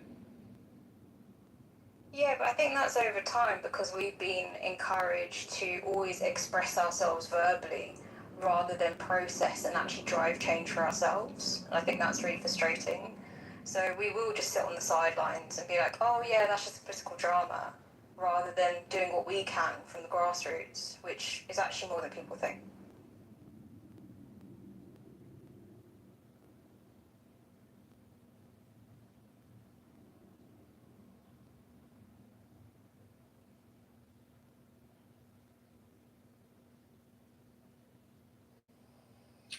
Yeah, there's always something you can do from where you are, I guess.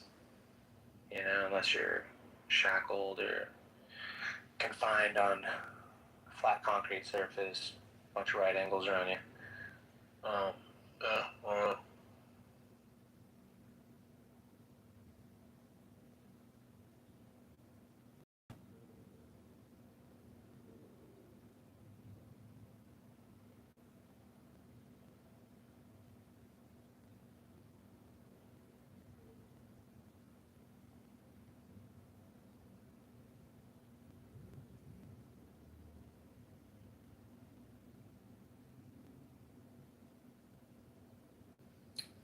Not even familiar at all with Western politics over here, any of the language, law stuff, legalese.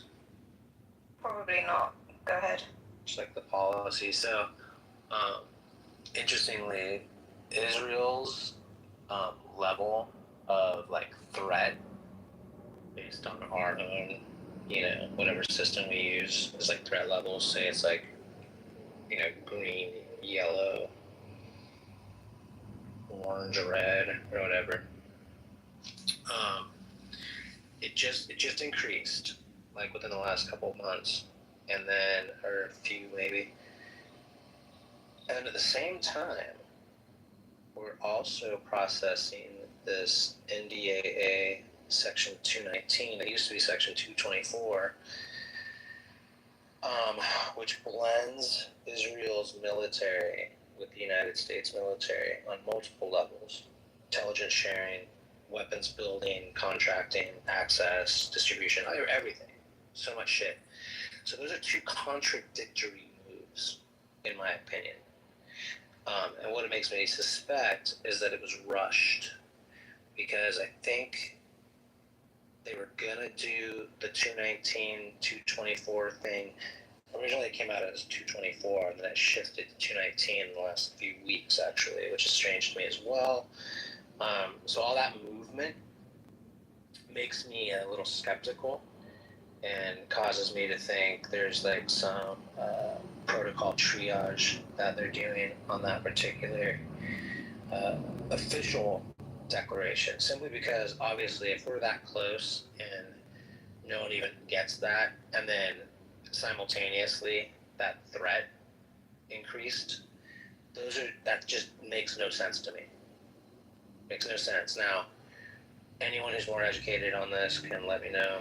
You're talking about the threat of them to the United States, or you're talking about the threat travelers going there? What kind of threat are you talking about? Well, the level of the threat on the system that I guess monitors their threats, like either an espionage type of deal, spy activity, whatever. The stuff that I don't know about. But some kind of like domestic threat. I'm not going to say terrorist, because I don't know if that's the classification, but Got it. Okay, yeah, I don't know about that part of it, so I'll have to look into it. Yeah, I just found that interesting. And even if that wasn't on the table, right? Let's just take that off the table. Doesn't even matter. You're like, what the fuck? What? What? I mean, I think that kind of might make sense because you're talking about two different levels here, right? You're talking at sort of the highest level of sort of government and this, that, and the other, and that kind of decision making, and then you're talking about the general public and that kind of level of threat. It sounds like, you know, if it's some random person who tries to commit a terrorist attack. So I think, yeah, that does actually make sense to me. You're just talking about the different levels of society. Yeah, it may be that. You're right. It may be a different structural, application. It's talking about populace or citizenry or something versus, national security or something. Like in that sense, that's like the government buildings or our fighters or our thinkers or something. Because, I mean, I can't speak for the US, but in my space, I see that all the time. So behind closed doors in the national security space, it's a very different picture to what the public will see in terms of a lot of outward policy. Obviously, in this case, you've got two policies that are sort of more publicised. I don't actually know how much attention people are paying on sort of to these things on your side of the world, but I tend to find the UK quite often things do get missed, and it's only when you're sort of working in these spaces that you see sort of the different signals that are sent out, which on the surface do appear contradictory, but there's actually a system to them. Oh, for sure. And that's why I even, the media thing and how things are framed as well. Exactly. Like if we know about it somehow and it is happening, that's why I say even officially, right? It's not like it's new. It's not like, oh, wow, all of a sudden Israel is joining forces militarily. Like that's been going on for decades. It's just like official and being publicized, so we're desensitized. That's fine, just acknowledging it. I don't know what it means. I'm sure it all lines up, makes sense. I mean, if you just look around, I could always just say on any given day, hey, it worked. Look, it worked. Look. Yeah, I agree with that. There is a lot of justifying why it's worked, or why actually we knew it wasn't going to work, or how actually this is still progress, and this is the way it had to be. It's not too dissimilar to some of the religious talks you've had, actually.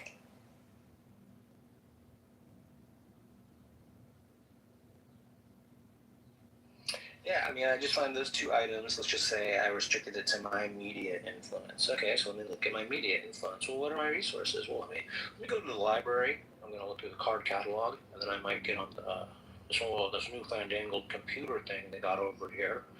Not very good on these fancy machines.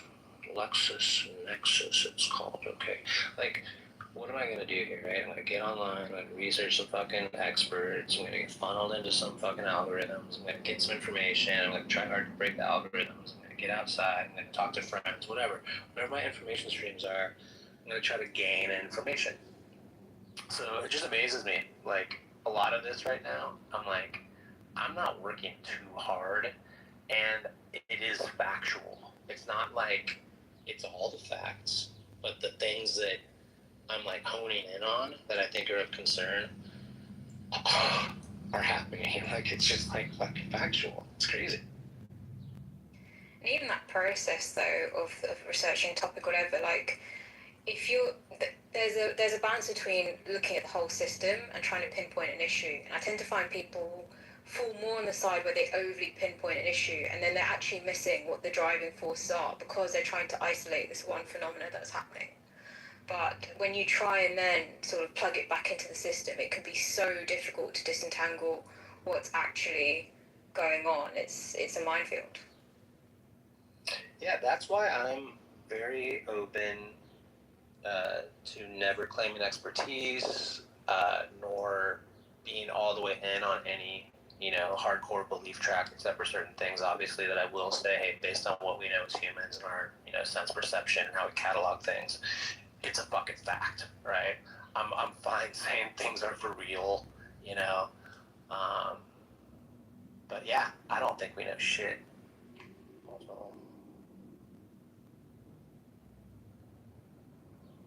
Yeah, I agree. I think as well, like, I think we're overly confident that we're aware of these biases as well. And so, oh, great, we've got these tools to speed up the information gathering for us. That was always the problem. We just couldn't gather enough information. It's like, no. The problem was never that you couldn't gather enough information. The problem was that you couldn't extract the most value out of the information you had because you didn't really know or define what you wanted to use it for. I think that's ultimately most people's problem. Like the thing they think they want to use it for, they don't. They actually want to use it for something else. Yeah, I have to say, hearing you say that a couple times the last couple weeks, I've actually latched onto that and kind of given that some consideration on my own, Interesting. Because I'm so profound and deep, you know what I mean? Of course. Yeah, and I'm always trying to prove myself.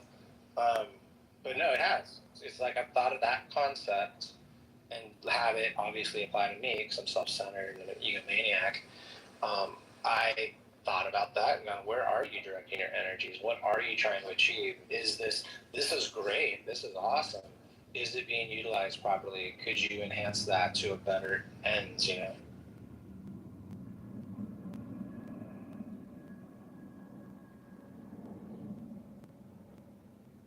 Yeah, it comes back to what we were saying before. Hey, Erica. Sorry, coming. I just wanted to give my thoughts about I've been working in creation energy for the last 6 weeks, like fully bringing it in, watching our mind as like a sparkler, right? And every thought is powered by the momentum that it is given, right? Okay, I need you in my life. Can you do energy on my crotch area? Well, I can teach you how to do that yourself. That's how it is. Anyway, when we have to kind of train the mind to unthink or untrain the thinking mind, right? Because every thought is such a powerful force. The more we direct our thoughts, the more we're living from that energy of creation. So I'll just land.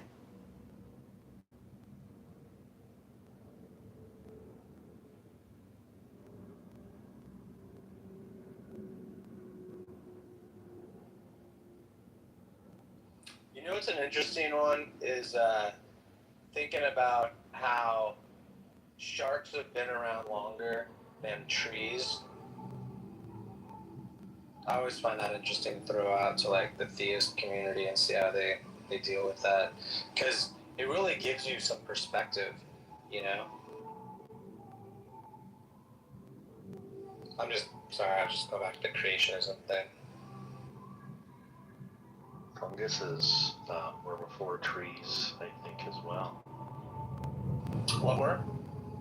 Funguses. I think primordial Earth was covered with these giant primordial funguses. Yeah, that's rad. Have you seen those like kind of mystical, magical fantasy posters depicting that? You ever seen that, Mark? I've seen it. Do you? Yeah. Not unrealistic.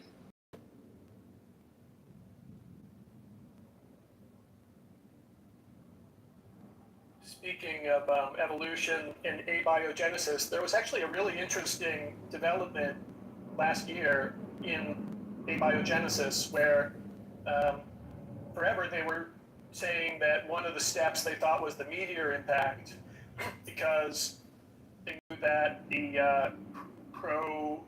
prebiotic elements were in outer space, but they didn't think that they could survive the formation of the planets and had to have arrived later through a meteor impact. But last year, actually a black Muslim guy from Sudan, a scientist who works at Max Planck in Germany, had a groundbreaking study that found a protoplanetary disk that's spitting out planets with those compounds already in them.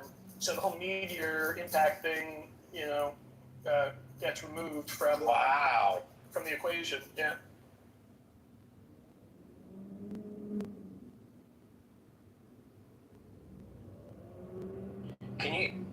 hate to be a fucking in the ass. Can you repeat part of that? Because I like go away from my phone. I'll put the link. But last year, so there's this guy. I'm actually friends with him, the scientist guy on LinkedIn. He's I forget his name, Akbar or something. But he's at Max Planck in Germany, and last year, using new sensors and stuff, he made a very important discovery, which is that he found a protoplanetary disk, which we already knew about, right? That these things exist that spit out planets. But he found one that was spitting out planets with the prebiotic compounds, the building blocks of life, already in the planet. And for all the way up until that point, the leading scientist, the scientific consensus was that those compounds could not have survived what the protoplanetary disks do, and they had to have arrived later through a meteor impact. They could not have survived like the fiery formation process.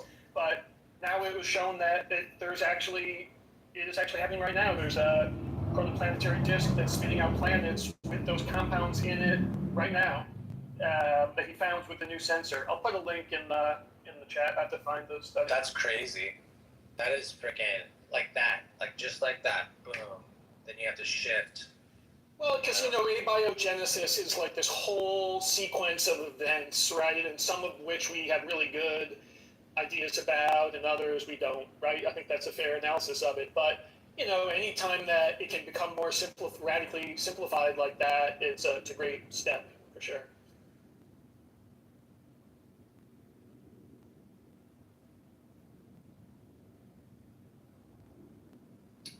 I've even heard, unless I'm mistaken, that we can identify gas to a degree around distant stars or planets to determine, I guess it would be planets, to determine whether or not there would have been relative at all to or similar or analogous to a kind of industrial time or industrial sequence.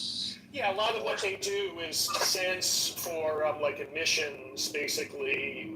Is that what you're saying? Like a lot of what this... Yeah, without trying to say like humans would produce on planet Earth, because I don't know what level it is, but it sounds like that. There's some truth to that? Well, all I'm saying is that there's truth to the fact that that's one of the methods is to look for signatures, like to assume that the life there might be like the life here, which is a big assumption, and to look for the similar types of emissions, basically. That's all I'm agreeing with.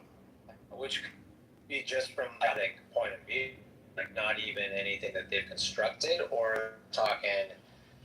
It would identify places in the universe for them to try to dig in further. I think that's the idea. Yeah, and so far they haven't come up with anything positive in that regard. Right. Yeah, that's fascinating to me. Like we're to that level that if it came up on the scanners, you can start putting your bets higher on there being some kind of like animal type thing, or at least something that could, I guess, produce an off gas from production or transportation or some kind of industry or what? Like, what are we even talking here? See, that's what trips me out about it. Yeah, I don't know, but at least there is something to it. I just remember hearing something, I didn't know much about it, so. Okay, so I put the link. This is not the study, but I'm guessing that this link probably has the actual study, but this is more of a summary of it from Max Planck, like from the Scientific Institute. So this is what I'm talking about.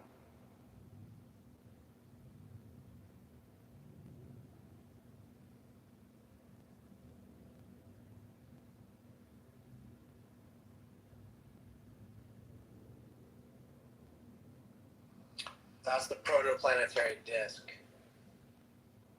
right?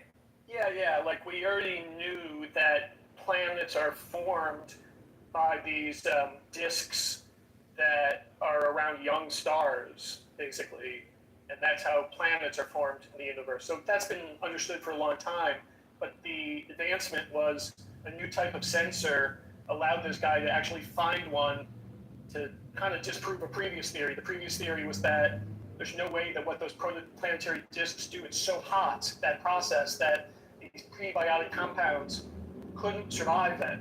And even though we knew that the prebiotic compounds existed in outer space, it was thought that the only way they could have gotten to Earth was through a meteor impact. There's no way they could have survived the protoplanetary disk formation process, but now it's been shown that they can. That's the advance. Wow, that's awesome. That is so crazy. That's why, like, when you said that at first, I was like, and then we have to shift. Like, that just shifts the perspective, I would think, in science, right? It just makes it one step easier. You know, I mean, I spoke to, there's a great room, you guys ever joined that, what's the guy's name, Leonard Whitehill or something? He was a student of Carl Sagan, who holds astronomy rooms here. You know, so I spoke to him about it when the study came out. And he said, yeah, you know, yeah, it's very nice, it makes it simpler, but, you know, essentially it's, you know, that the previous theory was that the planet was formed on day one and that the meteor, you know, comes in day two, and it did eliminate a step. But so it's nice that way, but he wasn't as excited about it as I was for whatever reason.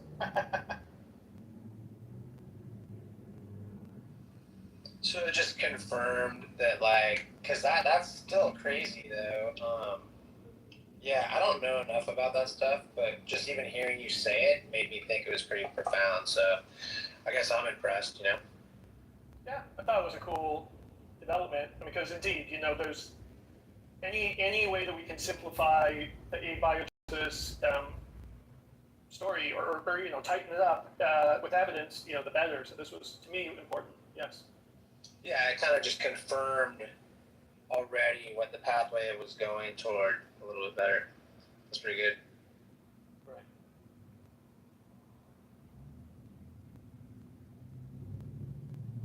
What about even just the formation of, like, the moon on Earth or a moon on a planet? Are there different types of formations that can occur? That's a good question, and I don't know about moon formation, how moons are created.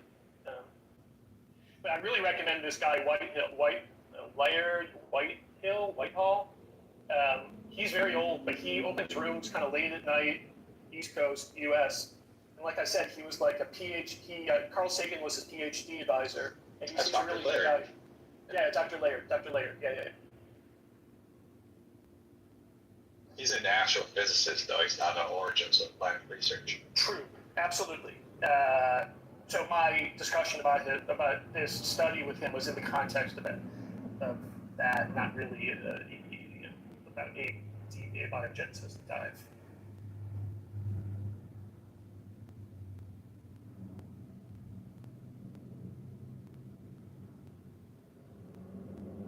That's funny. I don't know, like last week or whatever, I was hanging out in his room, and I asked him, like, you know, his rooms are always titled, like, ask Dr. Laird your quote stupid astronomy question or whatever. So I was like, yeah, I got a stupid question for you. I was like, can you tell me something that typically only an astrophysicist would know, that reasons why the Earth is not flat, why it is a globe. And then some people that I know came in the room, some flat earthers. Brandon came in, and they had like a little chit chat about it, which was kind of.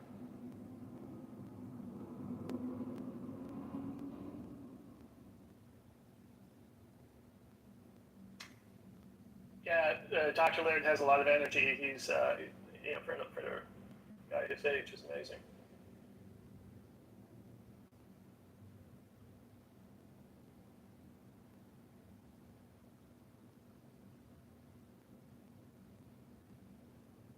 Basically, Dr. Laird was asking Brandon, you know, okay, the sun, when the sun sets, where does the sun go? That was like the basis of his.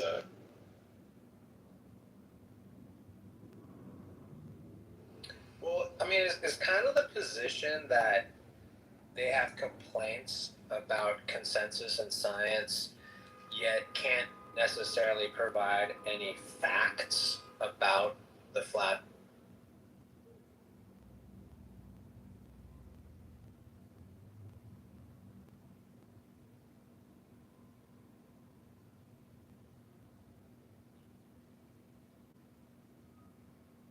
No.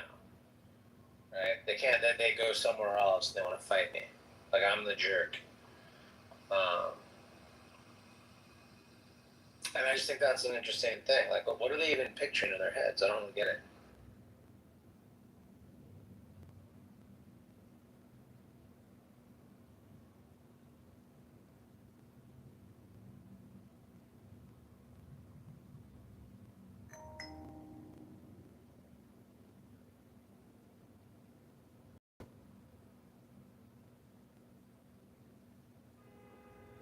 Elliot, how long have you been a creationist?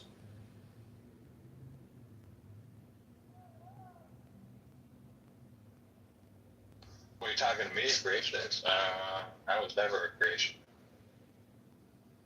Oh. Okay. Have you been to the museum yet? When you mean the, what is it called? The Ark Encounter? Is that the one you're thinking of? Yeah. Sounds like about time, though.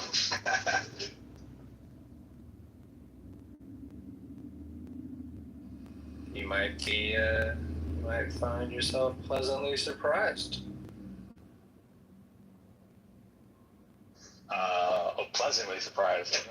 I don't know about that, man. I walk in there and I see, like, humans holding hands with fucking velociraptors.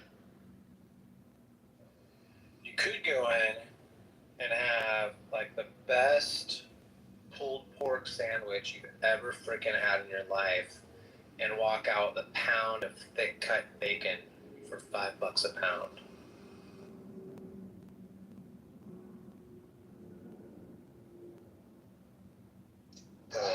Creationist hot dog.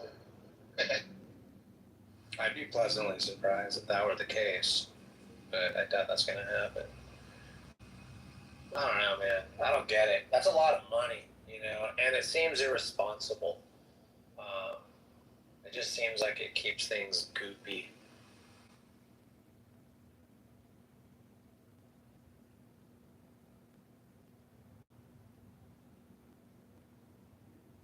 Have you followed that that's an ongoing tax sort of scandal, that they took a big tax loophole from the state and never returned on the deal? Oh, really? Wow. Well, I mean, yeah, I don't know. I don't know what it's. What's his name? Ken Ham? Is that the guy? That's the guy, right? Ken Ham saying, I don't know. Just follow Hemet Meta and some of these other, you know, the thinking atheists or whatever. They've covered this. It's insane. It's absolutely insane. What they agreed was that they got some tax loophole to pay for this land that they got all this on. They said, yeah, they're gonna make all this money. They hyped it all up. You know, they're gonna make a windfall. And like year one, they were already like 50% like at the projected amount. And then year after year after year consecutively have been diminishing returns. It's crazy.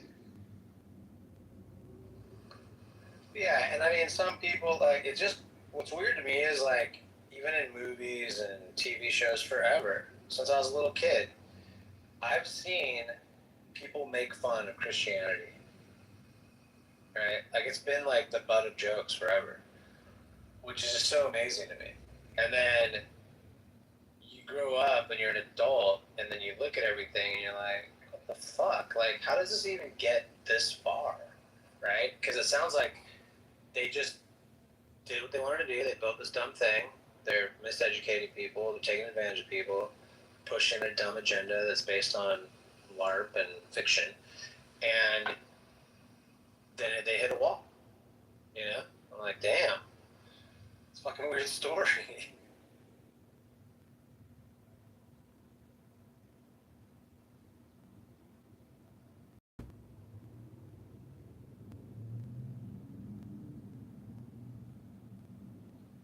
Arkansas.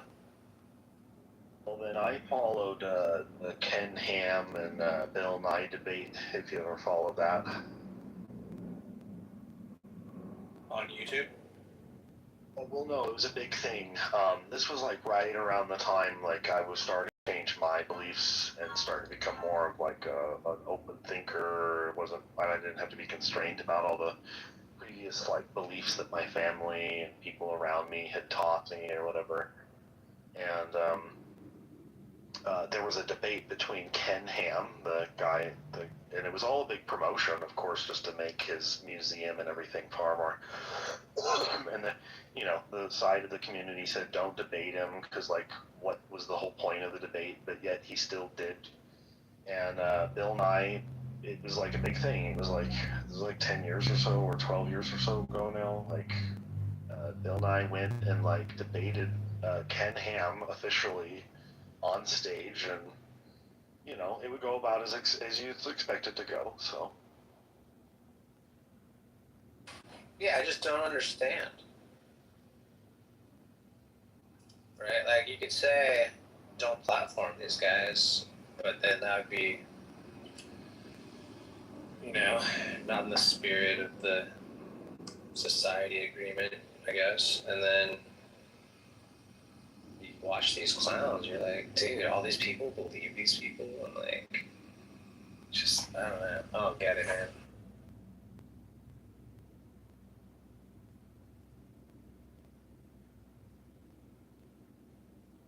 At least, TPUSA has been getting exposed and kind of shut down just for it being itself. And that's interesting to me, that whole phenomenon. That's a whole, I don't know if you know anything about that. no, just tell me, I guess. Well, that's the like Charlie Kirk, Erica Kirk organization that has been trying to get, I think it goes into high schools. I know it's colleges. It's young, it's youth and teens to young adults is kind of their main focus. And so I know you know who Charlie Kirk is. I know you know who Eric Kirk is. So just that alone, the fact that our White House talks about those people and does things with them and for them, wild to me. And so their top organization they're affiliated with and built, supposedly, on some level, taking big hits and getting exposed for just being scammers and losing support and having things be shady because of what happened with Charlie and all that shit. Just all of it. If you just look at it as a whole, I'm just like, what the fuck? Like, what is going on? This is so crazy to me.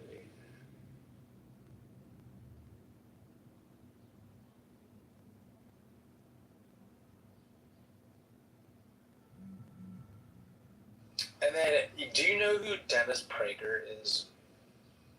Yeah, PragerU or whatever, yeah. Did you ever see him debate, like, Hitch?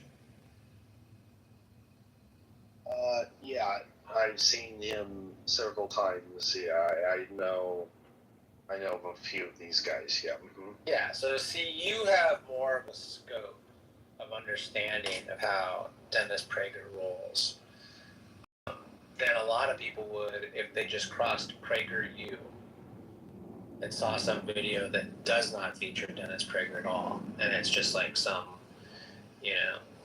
goofy model-esque Mervin's Christian guy or something,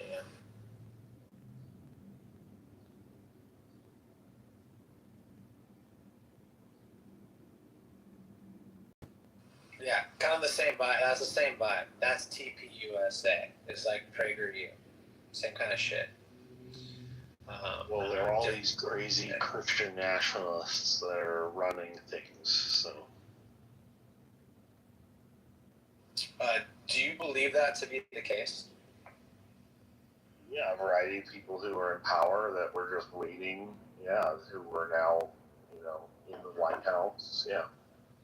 Do you believe that Pete Hegseth is a Christian nationalist? To some degree or another, yeah. Mm-hmm. Do you believe that Michael Johnson, Speaker of the House, is a Christian nationalist? I don't know about that one. I don't know. He's part of the purity ball phenomenon with fathers and daughters. So if that's an indicator, checks out or whatever, right? So yeah, it checks out, dude. Like all it, I mean, he just like it's really interesting, man, watching this. And I agree with you. I mean, obviously I'm playing devil's advocate right now, but yeah, I want to know if I'm talking out my asshole or not, you know. And I don't know.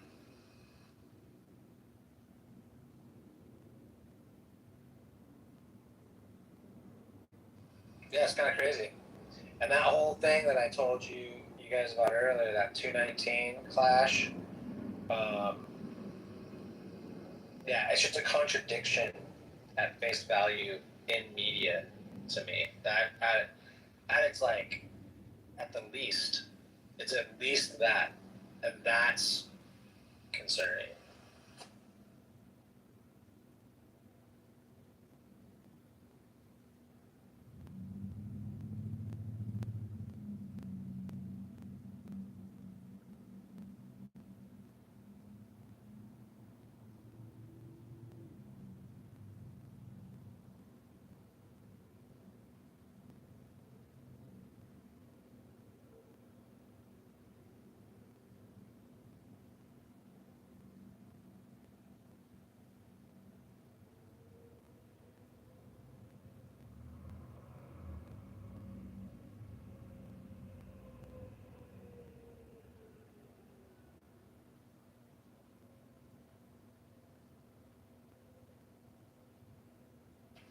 Do you know anything about how many times mammals have been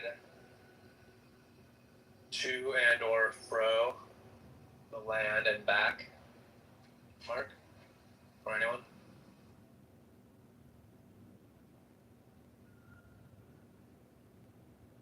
I just know whales are a mammal. They're like a land. They were an animal that were on the land at one time.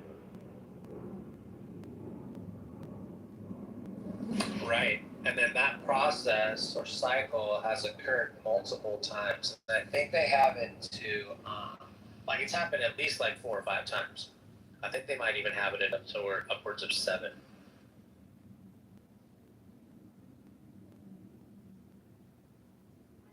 If I'm not mistaken, I'm going off of memory. I could be fucking fucked in the head, delusional. But if that is the case, I think that's like just these are the things that I trip out on, Mark. That's why I say it's kind of weird just thinking about sharks and trees, thinking about, you know, just the shit that's been going on here for timescapes that we can't even fucking fathom, bro.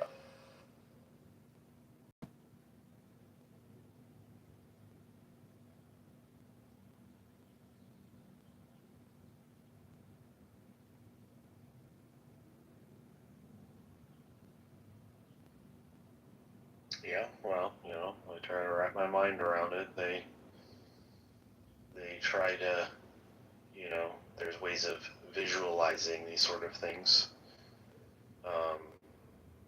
Lately, you know, when I'm trying to think about like square footage of a house or something like that, I have to ask like how to visualize that in some way.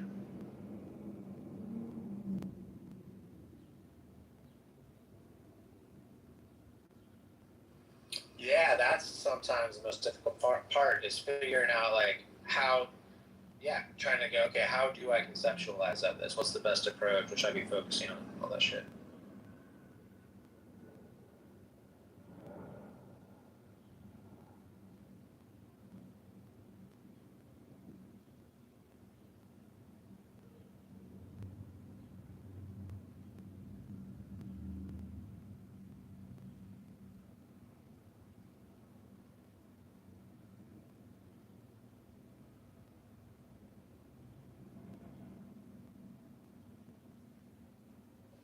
Mark, do you know who Linda Carter is? Sounds a little familiar. from the original televised one from like 1970 something. Nicholas, you're back. We were asking you questions earlier. Oh, yeah. I needed to go. But more importantly, Linda Carter, am I right? Okay, go ahead. Oh, that's it. I just think it's funny looking back on shit, going, damn, like she did not have Mar-a-Lago face. She did not get any implants. I don't think that in that era she would have had a boob job. I don't think so at all. Yeah, just interesting. And that's just in like 40 years, or whatever. Yeah, it's getting trippy, dude. All the AI shit and all that.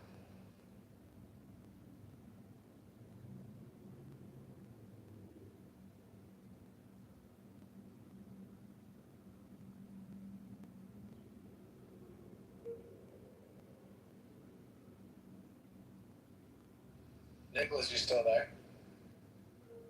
Yeah, I'm still here. Nice. So did you when you left and everything? Did you rethink your life and consider becoming an atheist today? No, I was boxing with my wife. You were what? Boxing?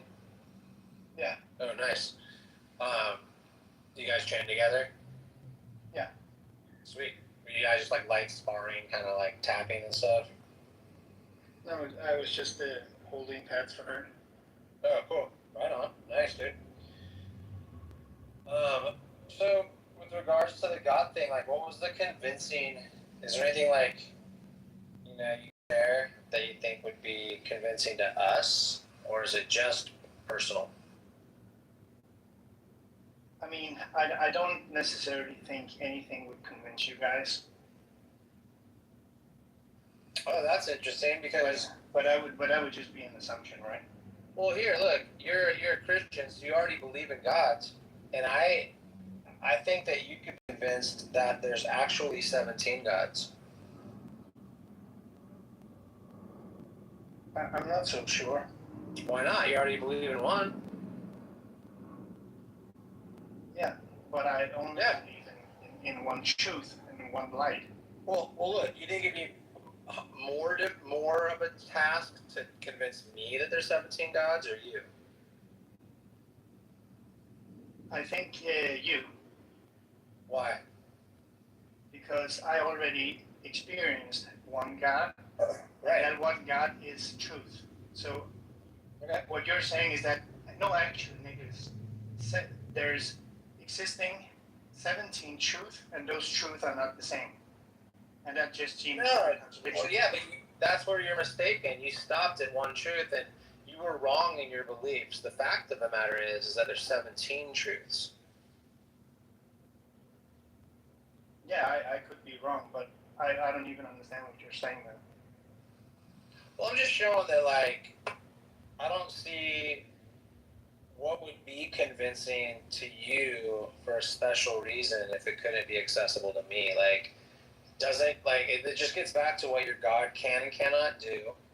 We already know your God can't force people to do stuff, right? It's not that he can't. He can, of course. He can. Right. And even if he did, he would be well justified in doing so, right? I wouldn't say so. Why not? You're telling me that your God... Go ahead. I'm sorry. Yeah. Yeah, so the reason is, if God claims to be love, and love ignores every other option before turning away, and I would say love doesn't even turn away. Love never turns away, but it will not force anyone into being in communion with it. Right. Okay. So it's not so much about forcing. It's more about choice than it is about force. Yeah, we know. Because God's ultimate choice was, for example, whatever comes out of me is my nature in some way. So, yeah, we agree. I agree with you. So my characteristics is what is coming out of me. Yep.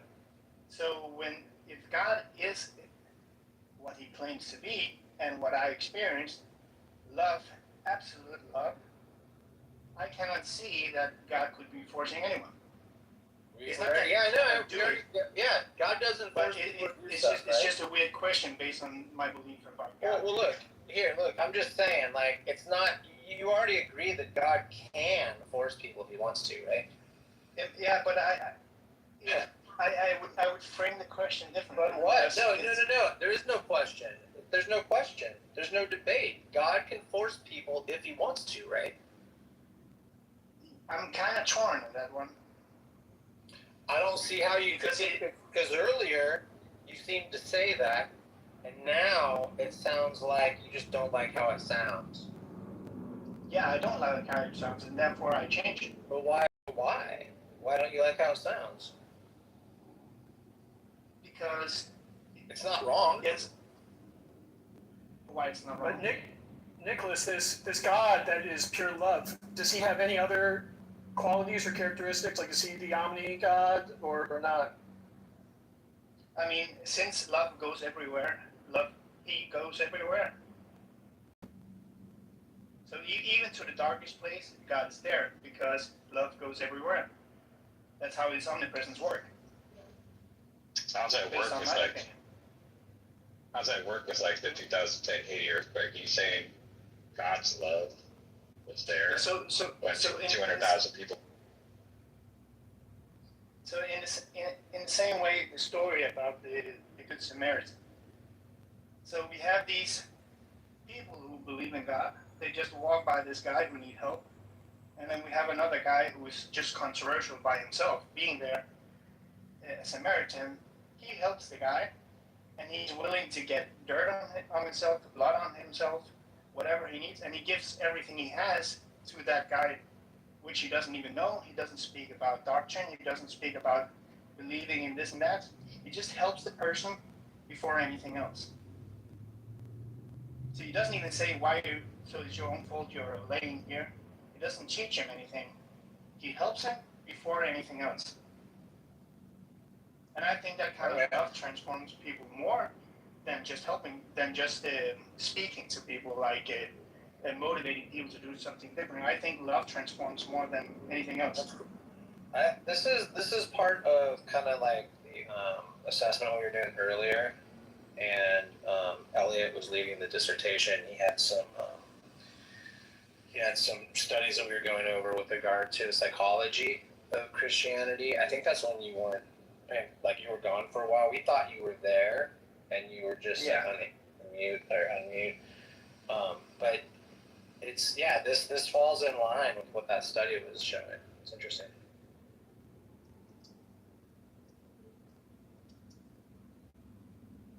Yeah, the Christian God is absurd because, okay, if the Christian God is like triumphant, it's all powerful, all knowing, for once, I haven't loving. claimed any Christian God.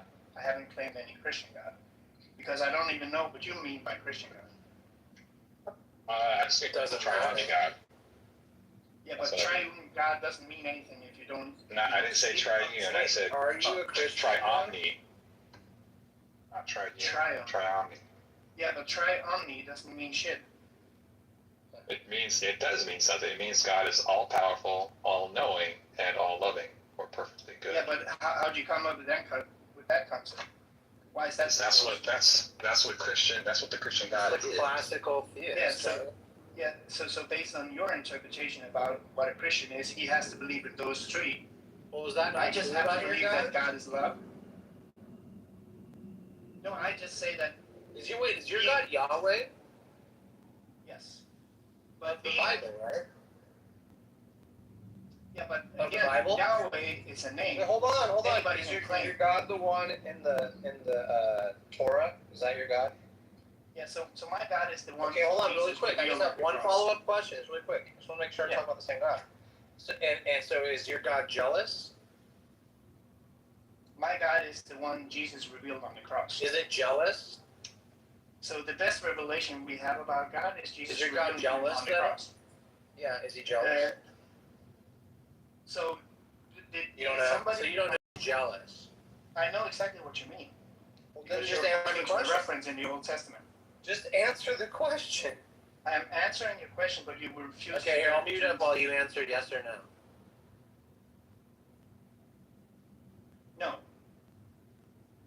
Okay, so your God is not jealous. Okay, that's cool. So No. you don't. That's fine. What would he be jealous about? You tell me, dude. That's how he's described. I don't know. You asked. No, he's described as somebody who was willing to die for anyone. That's how he's described. And I asked you if God is Yahweh of the Torah. You said yes, and that God is described as jealous. Yeah. And I changed my answer to no. I believe in the God Jesus revealed. Do you believe in the And God? I believe there's a Do you difference believe in the between Yahweh of the Testament Torah? I believe there's a difference in how the Torah came about and how the New Testament came about. That's okay. So it's a different God. No, it's not a different God, but people have different opinions about God. Is it the correct way to interpret who God is through the Torah? So the correct way to interpret the Torah is through the and Torah, the New right? Testament is through the cross. No, it's not through the Torah. Oh, that would do be I have wrong. to read the Torah to understand who God is? No. No. Okay, so all I have to do is read your book. My book. No, you just have to. Okay. God. I don't need to read it. You would be. So, for example, for you to know me, would you have to be reading a book about me or to say hi to me? I'd have to know you and talk to you, probably play ping pong, drink some beers and shit. So that's how you get to know somebody. You don't get to know somebody by reading about them. Yeah, okay, so do you know God? Yes. Okay, That's how you came to faith. Yeah, so you know God, but it's the same God, it just happens to be the case described in that book. Yeah, so I believe that Jesus revealed that God. I'm sorry. I know it's like, come on, bro. Like, come on. You can ask me if I believe that the Bible is God's word. Okay, hold on. Do you believe that the Torah is describing the same God that you believe in from the New Testament? Yes or no? Yes. Okay, so Yahweh of the Torah is jealous, correct? No. Oh, okay. Let me just demonstrate. But you don't have to read it. I know the text says Oh. Oh. Yeah. Okay, so then you don't believe in the Torah God. Yes, I do. But I don't believe in your. How do you know? What jealousy? Wait, how do you know you believe in the Torah God? Because. Because what? How do you know? How can you tell? How can I confirm that? Because so far, I've given you things that you disagree with from the Torah. So I don't disagree with the text. I disagree with your interpretation of what it means. No. I just said, is he jealous? Yeah, and I said no. Yeah, that's not actual. Yeah, that's not factually correct. It is factually correct, but you're just misunderstanding what. Okay, here, let me look God it says up. he's Look jealous. it up right now. No. Look it up right now. He says clearly, I'm a jealous God. Oh, okay. So what's your hang-up? So my hang-up is that what does it mean that God is jealous? He's a liar. He's a liar? I'm asking you, what does it mean that God is jealous? When God says, I'm jealous, I'm a jealous God, what does it really mean? God doesn't mean what he says he means when he says it in the Bible, is what you're saying. I mean, actually, he don't use the word jealous anywhere in the Bible. That's what Christians do. They take the words can you and show they change anywhere where and they change the meanings. Well, I mean, we've all read it. We know it's there. This is what Christians do. They take the words, they change the meanings of the words, and so that's the only way that Christianity is true. And I have a very pointed question about this. Why should anybody use the New Testament to understand the Old Testament? Why should anybody accept? Because of the New Testament's claim. That's why. So the New Testament's claim is that God sends his only Son to die on the cross to show who he was. And Jesus, based on the New Testament, is the exact imprint of the God we don't see. So if we want to know about God, we have to. in the Hebrew Bible. Yes, it is. Yeah, no, it's not. No, it's not. I agree. Exactly, it's not in the Hebrew Bible, okay? The Hebrew Bible doesn't tell you that you get to interpret its scriptures through the lens of other scriptures. That's not a thing that you get to do. Say that again. I mean, nowhere in the Hebrew Bible does it allow you or say that you get to interpret the Hebrew scriptures through the lens of other scriptures, like Christianity.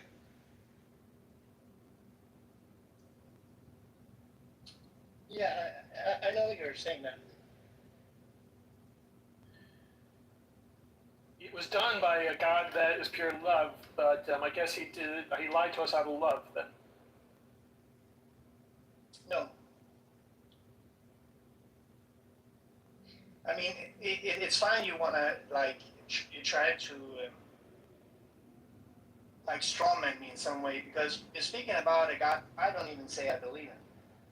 So what I told you by now is that I believe that the Old Testament is true insofar it points to the same God, but people in that same, in those times, their concept of God is what was written down. So they believed when it rained, it was God's fault. When it stopped raining, it was God's fault. When they had food, it was God's fault. When they didn't have any food, it was God's fault.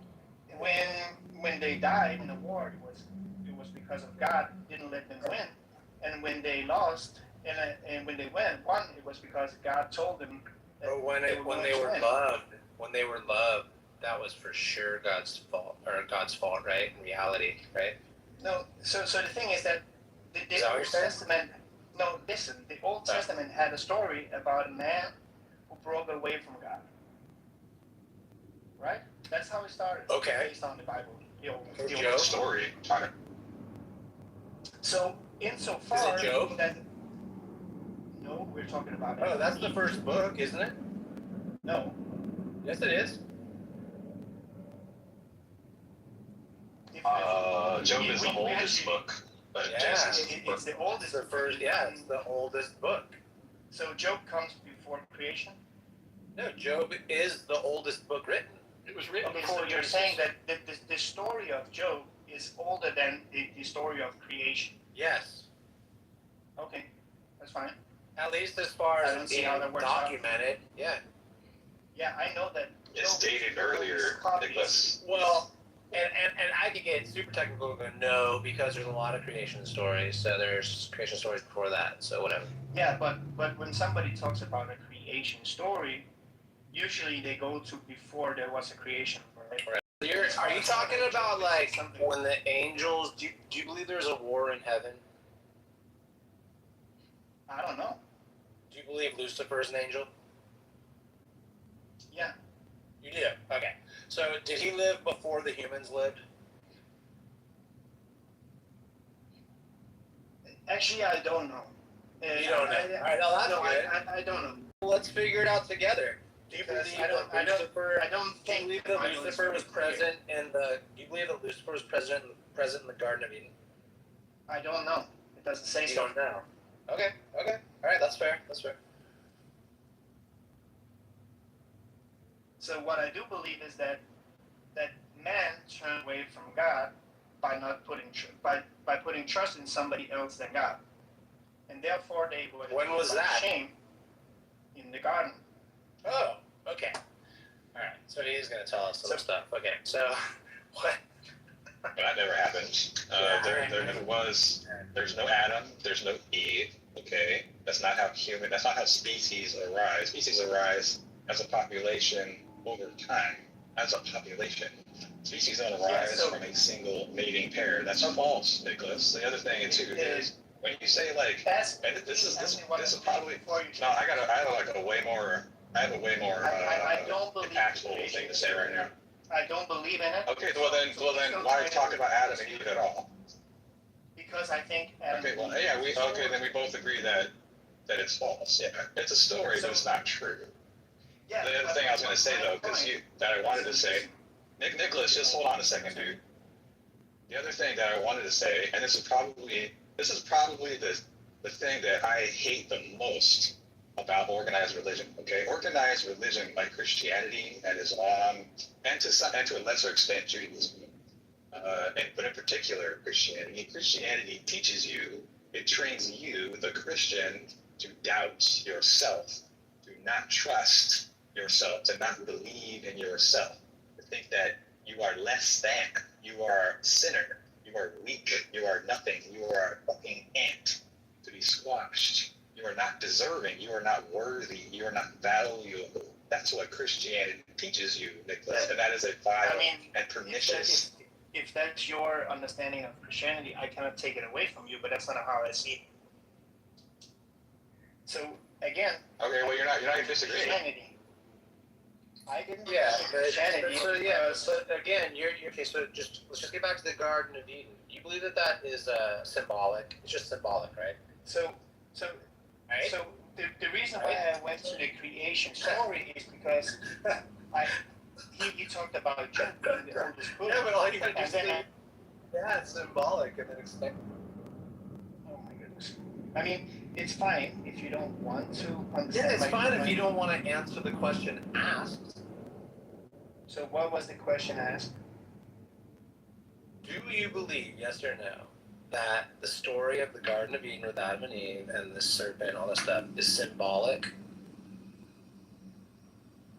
Yes, I believe it's symbolic, yes. Yeah, it's not factual, right? It is factual insofar it points to something real about human beings. Yeah, that's fine, but it's still symbolic and metaphorical. Yeah, but again, it's like my own experience with God. It's something that's very hard to explain with words. I understand that. A story is something that's very good to explain things so people can feel it and understand it. Even kids could understand that, right? Yeah. Of course. And it's funny because I never read the story when I was younger, but I still could like the outline of the story, right? But that's because it's a powerful story because it has weird things, so you remember it. And I think that's how the brain works. You have to see weird images. That's how you remember best. Okay, so you just said that it's not true necessarily. Like, you don't think that God actually had an angel of death do anything, right? No. Right, okay. Do you think that God freed people from Egyptian slavery? I'm not quite so sure. I think the Old Testament contains stories, history, and poems, and a lot of different. Yeah, me too. But I'm not quite clear on. Me too. Okay. Do you think that, or do you believe that there was a big, tall building, and in a place called Babel, and that God took issue with its construction for whatever reason? I don't even have to hear that he was jealous, or that he was scared, or that he was angry, or that he had other plans for them. God writes for Architectural Digest, so it's just a hobby of his. Yeah. Like, do you believe that occurred, or is that just symbolic metaphor too, Nicholas? I don't know. That's what I said. Okay. I don't know which parts are history, or which part is actually symbolic stories that points to a deeper spiritual truth. Okay. About yours is like, you're kind of more like one of those, like you truly are a cafe Christian. Like, you don't even really like believe it to be true. Yeah. So here's where it's different. I don't need the stories to be actual truth. I need the stories to be true insofar it points to who God is. So Jesus is the one coming in history and revealing God as the one who is willing to die for somebody else. So he's the highest form of love is when you're ready to give yourself for somebody else. Wait, hold on, really quick. Really quick there. So that's why I say you have to read it in the light of who Jesus was. Yeah. Was he kind of like a blood sacrifice? Was he like a blood sacrifice? Yeah. I mean, the life is in the blood. Was he like a blood sacrifice? I don't know what it means when you say that. You know? Oh, interesting. Yeah. See, I feel like you're not passing the test. I don't think you're a Christian at all, dude. I would just drop the Christianity part. Okay, fine. I don't care. Okay. I mean, I don't get broken by people saying I'm not a Christian. Yeah, I know. I'm just saying. It'll make it easier, even. Yeah. Jesus never sacrificed himself for anything. He didn't do that out of love. Okay. The reason why he died, why he was killed, is because he blasphemed the laws of God and the laws of Moses, and he broke the laws of Rome. That's why he died. He didn't willingly sacrifice himself. You got that twisted. That's fine if you think so. Facts. Why was he killed? Why he was killed? Yeah, what does it say? Isn't it true that it says in the Old Testament that he who blasphemes the name of God shall be put to death? Isn't that what it said? Yes. And where are you going with this? Okay, doesn't sound like you're disagreeing with me. You want to talk about Roman law? Of course, he was blaspheming because he was claiming equality with God. So that's why he was killed. He didn't willingly give himself for anybody.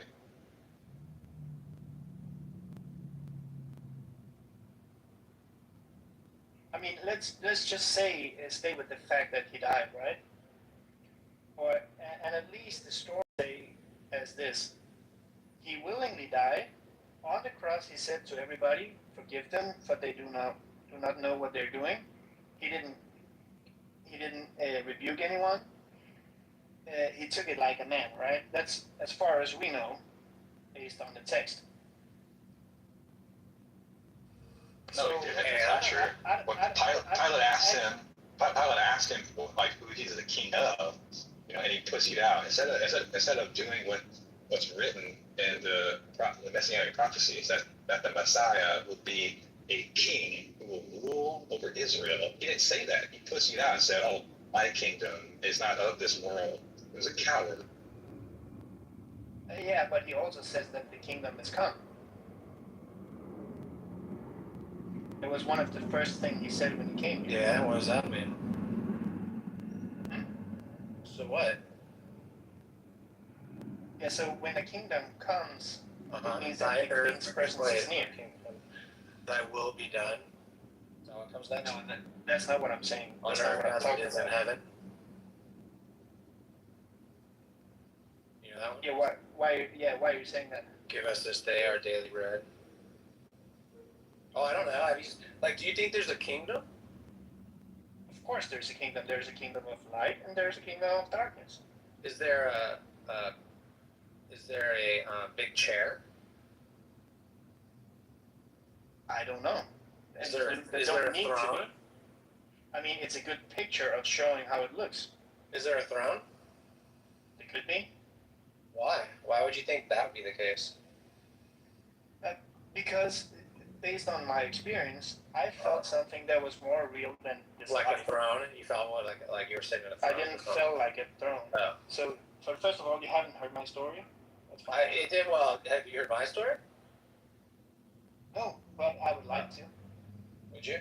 So I had a vision. It was very powerful. It was just within the last 3-4 years that God of the Bible is a farce and a scam perpetrated on a lot of people's psychology over decades and centuries. Mm-hmm. Isn't that wild? I mean, that's fine. If it's true. Well, it is true, because you want me to tell you my argument? No, I don't want to hear your argument. I want to hear your actual experience. My reasoning? No, not your reasoning. I just want to hear about your experience. So you I couldn't explain it to you because it's so personal and intimate and powerful to me. I couldn't expect you to even barely grasp at all what I was thinking and feeling, Okay. That's fine. I can't argue with whatever you experienced. Yeah. Did you have some profound experience that impressed you when you were in that moment of time as yourself? Yeah, I had an experience that impressed me, yeah. Can you give us the most impressive part about it? Yeah. I went to bed and I was met by a light, and this light was more personal than anything I could describe. It was more personal than a human being. It was God. I just knew it. Not based on force, but based on pure knowing. It felt like I was being loved more than I could ever be loved. It was the first time I felt this way. Actually, it was a feeling. I like I've never that, tried dude. before. That's cool. I like it so far. And not the same thing as getting a child or being married. It was a different kind of love. It was a love that somebody knew you completely, but then accepted you for who you really were. It was a more. That's why I can say that God is love, because I do believe that that's who I met. I could be wrong, but still, my experience. No, you're not wrong, dude. Changed me overnight. Yeah. And I wanted to let you know something. I can empathize with that, and I think that's a beautiful story. Because, like I was saying earlier, you know how I was positing that there's actually 17 truths? Well, part of that truth is that was me, dude. That light that you felt, that was me. Because I'm managed by the 17 beings. Yeah, so that's fine. But what I do believe is that there's one absolute truth, and that is that this light. Yeah, we know you. We've known about you through like just kind of spiritually, you know? Yeah, fine. I mean, there are. You don't believe that? It was fun speaking with you. I mean, okay, I was just okay. Well, I mean, is it true or like I don't know? I mean, I prefer not to waste my time, and I think you guys waste a lot of people's time. So have a good day. Thank you.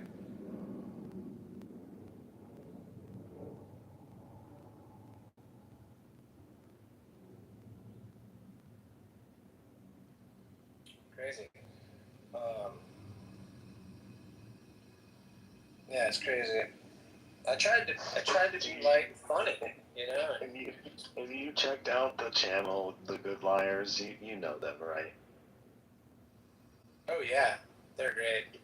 You remind me of that. You remind me of that approach. Right there. They say it, dude. I don't. It's like I just don't get it. I guess that's why I say it's arrogant, because of course I'm being arrogant by like being confident in my position and exploiting someone. But if I'm like, I don't want to like say, I don't want to be like incorrect, and I'm not making these weird claims about shit. It's almost like they can't just be like, yeah, for me, and it's like, yeah, I don't think it's really factual or and like just be more agreeable. It's almost like they always have to like it has to be so real and so special or so. I don't know. I don't really get it. I don't get it. I mean, it's just silly when the only thing they can, when they default to, I had an experience, and then they pretend as if there's no other way to figure out whether what they believe it is true. Or you could be a rational agent. You can use rationality. You can use reason and logical facts and evidence and stuff like this to figure out what's true and what's not true. Instead, they just throw all that shit out the window and go, "Oh, I just had an experience." But if that's all there is, then like any random Joe Schmo can say, "I had an experience that your experience is false," and what the fuck are they gonna do?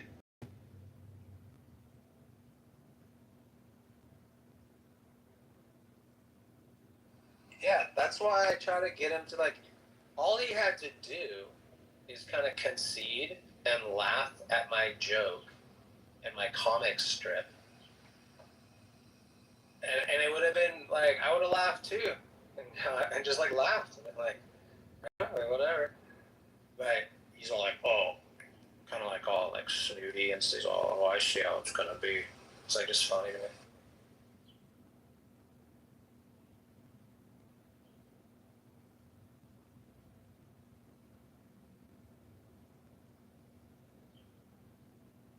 It's so serious. Like, it really trips me out.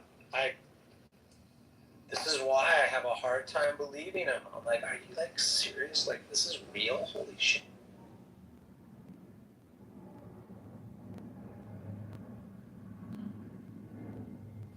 Wasn't it you, Elliot? Were you one of the people that tried to like let me know, like, nah, dude, this is the real deal. These people actually do, and there are people out there that really do, even though there's trolls and there's posts and all that shit, people really do believe this shit. Like, it is true to them in their worldscape or whatever, right? Was that you who was like assuring me that people actually do believe this stuff? I might have said something like that. I wouldn't say that's true for all people that claim to be believers. Right. Some do. Fakers and posers. Yeah, like the people we talk to on here, even if there are a bunch of actors and posers, right, or just jokers, or like guys that are like on the fence, you know, and it's kind of obvious, but they have to play a role, whatever it is, different motivations. Overall, there are some people that you encounter here that actually really do believe this stuff, for whatever reason it is.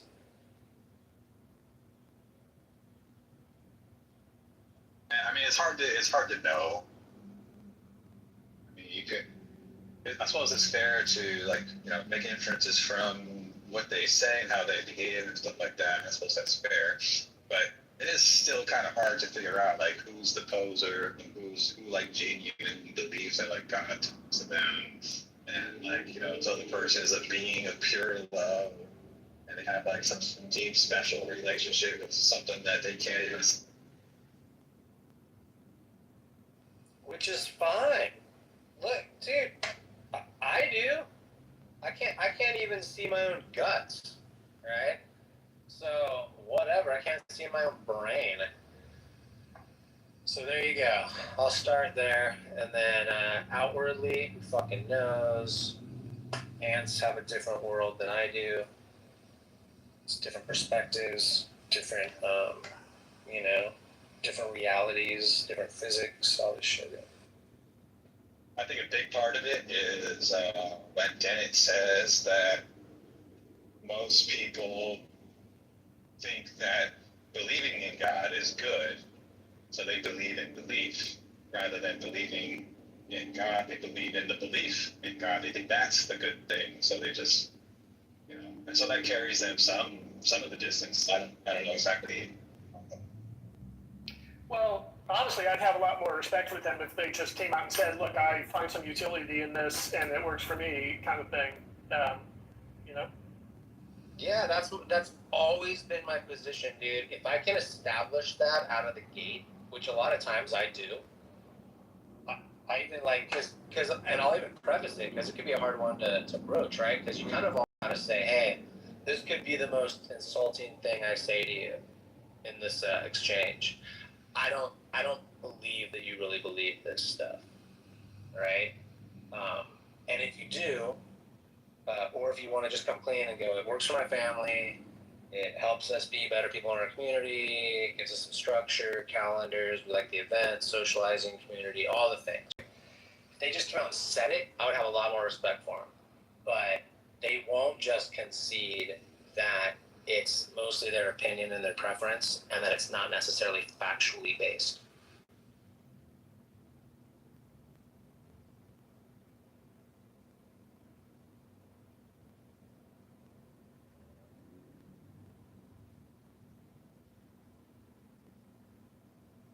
It's crazy. Like, why can't you just concede? I will right now. The stuff we talk about next about afterlives and heaven, gods, divine books or not, their geographical, Genesis, and other topics. These are my opinions. Are you willing to say the same? I'm not saying it's based in fact. I'm not an expert. Are we good on that? And if they don't agree to those terms, it's like,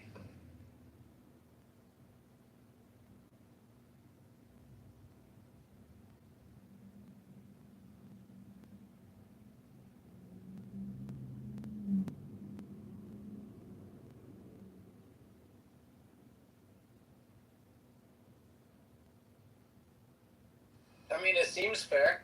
It's pretty general too.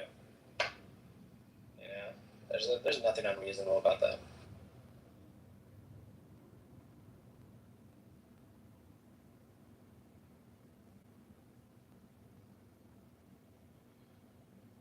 But I guess the issue is that leap of faith is the trick. You know, it's like that's the trick that gives them the utility, so then they can't back out of it or be aware of it even. Wait, what do you mean? The faith is the utility? Well, in order for them to admit that it's primarily a function of utility, I guess what I'm saying is that the way that they get that utility is by having faith in the first place, right? Arguably, right? So it's like they cannot be self-reflective about that.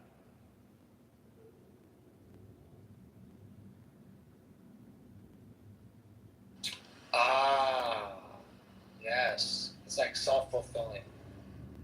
Yeah. But that's why they can't just come out and say, I do it for utility. It's because the faith is like the thing that gives them those good feelings, basically. That they're calling this utility, that's the positive utility.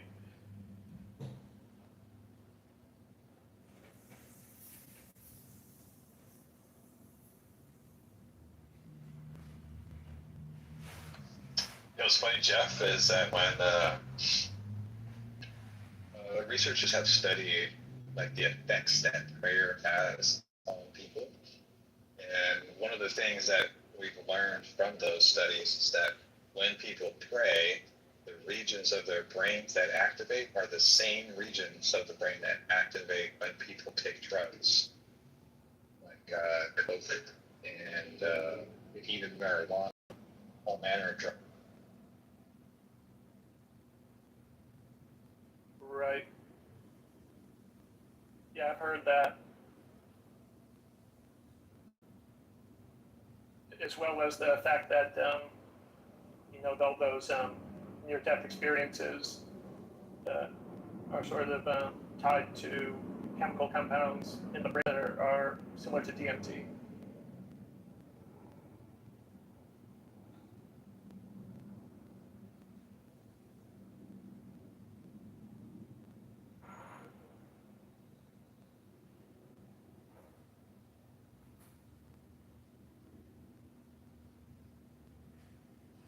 That's always an interesting one too, is how God is correlated by people who believe in that with like, oh, I took some drugs, and oh, well, if you took this, you'd see more about the God thing that like I do. I always find that fascinating. Right. That people could possibly take seriously the fact that the way to find God is through drugs. Yeah, it's wow. Well, and because I think there's plenty of evidence with not a really big controversy, but a lot of spirituality, the concepts of religion, all the top tribalistic sort of experiences, which were around consumption of drug as part of like a ritual tribe.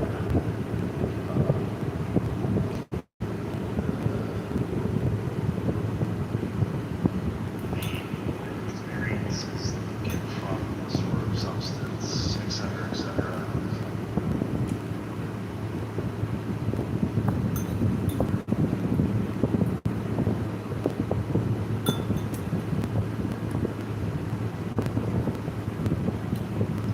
Chemicals, those matters, because anything can, be lethal, at a high enough dose, and your body has defenses against these toxins, and nicotine itself is toxic and it's poison also, but we only get so much from one cigarette.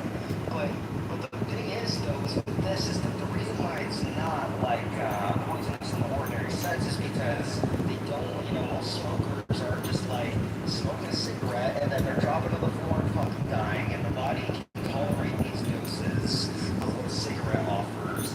And the primary harm of it, whether it's carcinogenic or by whatever other means, more long term, right? And poison, I mean, like I said earlier, it's about media toxicity, which isn't. And I think if we want to get into like the semantics of it all, and this will be my final point, is we can almost say that they're more accurately described cigarettes, I think, and a product that would increase disease risk rather than it being a poison itself. So when we look at it from different directions, we can kind of like draw to this conclusion that either yes, it causes harm, but it's not a poison, or yes, it's poisonous, but it's not going to immediately kill you. So I think you need to like. Do you mind if I ask, like, what prompted that particular rebuttal? That wasn't necessarily a rebuttal. It was just to give points to both sides because when I want to people just want to believe their input on something. Well, I'm saying when people have this conversation, they're coming in with like a skewed notation of what this said thing is or what it means. I understand specifically everything that you mentioned. I agree with you. I'm just curious, like, what prompted it in the beginning. Oh, sure. Like, what was the conversation that made you feel like you had to rebut? Well, essentially, the conversation I was hearing was Steve and Florida were having an exchange, and they were talking about whether or not cigarettes were poisonous. I'm sure you realize that. After they had that conversation, Florida made his final point by repeating his driving point, trying to restate what Florida could do it himself. You know, please. Yeah. Yeah, I'm not. And my point was is that the definition that Florida gave in comparison to the definition that Steve gave, or to what they understand, depending on how we look at it, there's going to be different outcomes and outlooks for what poisonous means, specifically in regards to cigarettes. So I gave both sides to, play a little devil's advocate. That's not to say that I'm right. That's not to say that what I said was wrong at all. I was just off. You basically gave bullet points for both sides. That's Is that an issue? Is that a problem? Do I need to draw myself? Just what's your point? So it's like interrogating what he said. Which one off or something? What is this? Yeah, you know what? Here. Let me do better than this. sorry, am I a fool? Let's do this. Just, you asked a reasonable question. Christian, you answered it. Let's move on. Alright. Oh, well, what are you confused about? Well, it's like, sometimes if I go into an area that I go into like I'm going like this marshy area, a lot of mosquitoes, I'll go and buy a tobacco pouch, they sell these pouches of tobacco, just the plant, and I'll burn that in the fire because it's a natural pellet, and it kills like literally all the bugs around there, the toxins that exist inside burning a tobacco plant, all those remedies. So, I know better than to bring that fire or bring it around, like you said, so can I finish and then you can go, thank you. So, when we burn it, at campsites, it just pellets, all of them, it's sick, and all these things, but literally you can see it drop bugs around the window and actually kill them. So, I guess there's something to say about tobacco poison itself. It'll keep rats away and other animals. It does affect their smell, and it does give them a problem. I think it's a cheap and it's not understandable. And Viking, really quickly, Viking, isn't it true that the tobacco companies manipulate the hundreds of ingredients in tobacco to make it more addictive and make it more carcinogenic than if just you were picking a tobacco plant, rolled it and smoked it? Isn't that true? I do believe in that all we are aware of the burden of sugar that we imagine to make it addictive. Most people are addicted to not just the nicotine, but it's the actual sugar they put in there. So Gotcha. you go ahead and smoke it, and then the burn the tobacco plant. I use it, especially if I'm in Texas now. I'll do that to get rid of these giant cockroaches that fly up. We're dealing with the cockroaches, we're dealing with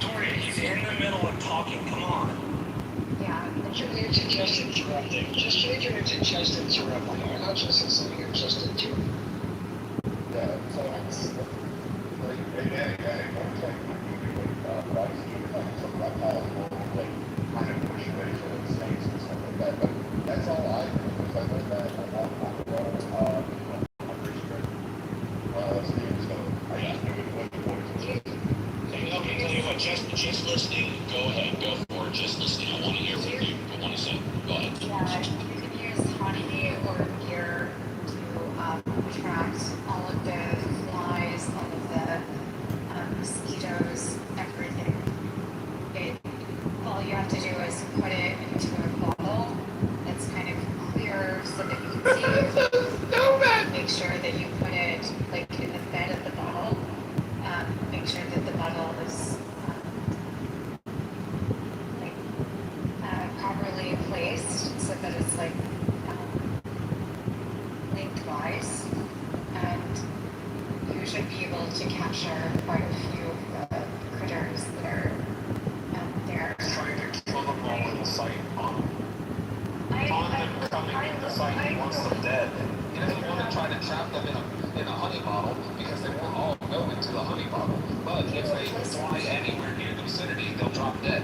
Sorry, you're like interrupting. Oh, sorry, you weren't? Yeah. You were. Okay, so Jess, why don't you take another minute and talk about trapping critters, because I guess that's The reason that works is that it attracts them into the bottle, and they're unable to escape after. All right. Very cool. Well, thank you. Okay, I guess. You wanted to talk about trapping critters, you got it. You said what you wanted to say, right?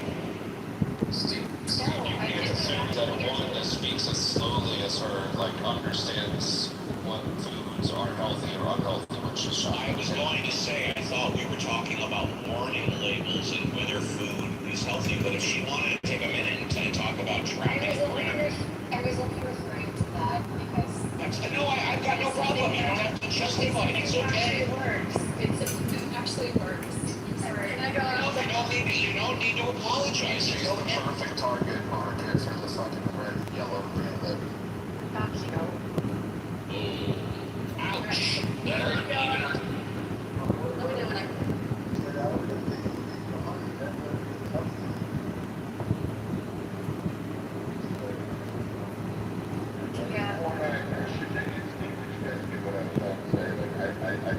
Yeah, I got the point. Yeah, I got your point. And it's pretty clear, like what is poisonous, quote unquote, for Steve depends on like whether or not you're gonna drop dead from smoking a single cigarette. Yeah, exactly. The real point is that like we all understand that like regular continued usage of cigarettes, just like regular continued usage of excess amounts of sugar, is going to be dangerous for your health.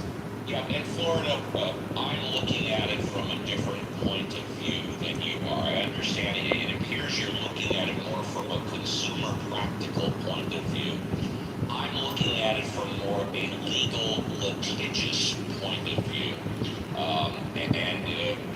You know, if someone wants to come out publicly and say too much Cap Crunch is going to cause health problems with your children, and they don't specifically have the actual evidence to back it up, I strongly suspect that the makers of, Procter & Gamble or General Mills are going to be filing a lawsuit against whoever said it. I don't mean to minimize what you're saying, but you have to be very careful today's litigious society about accusing any product of being poisonous. That's all. But that's the role of the FDA, right? And like it's going to be hard for General Mills to file a lawsuit against the FDA. No, there you're wrong. Sir. Hold on. Sir, Florida. No, you can't. No, you can't. No, and I'll tell you why you can't. No, you can't, and I'll tell you why. Because anybody can file a lawsuit against anybody. I can file a lawsuit against you right now. It's not a is why I have to read fucking rebuttal. If you interrupt me one more time, you're going down to the goo. Plain and simple. Don't do it. Okay, just wait. I'll shut up for 30 minutes. I'm going to sign off in like 5 minutes and let everybody else. Anybody can file a lawsuit against anybody. Go to any human resources department of any major corporation such as General Mills. They are constantly working to minimize risk, to avoid lawsuits, even if they're frivolous lawsuits, because even a frivolous lawsuit can cost hundreds of thousands of dollars. You don't come out publicly if you have deep pockets and say any type of product is poisonous unless you can absolutely prove it. And I'll land it here.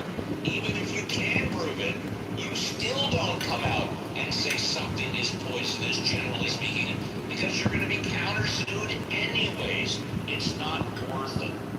Okay, so real briefly, like, again, it would be quite silly for General Mills to go and sue the FDA or the American Heart Association if those two organizations have done like an extensive amount of research and science to verify that certain ingredients within the Captain Crunch is actually harmful to your health in excessive amounts, number one.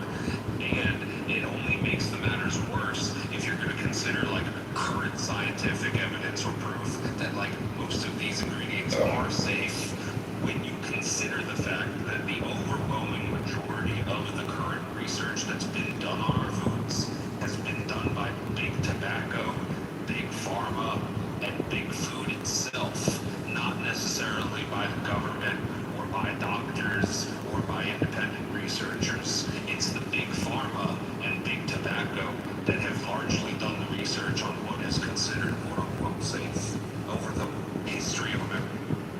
And I will close my portion out with this. You guys can talk about this for a half hour. You want to advocate putting labels on breakfast cereal? Go ahead. Knock yourself out. I have no problem with it at all. Be happy.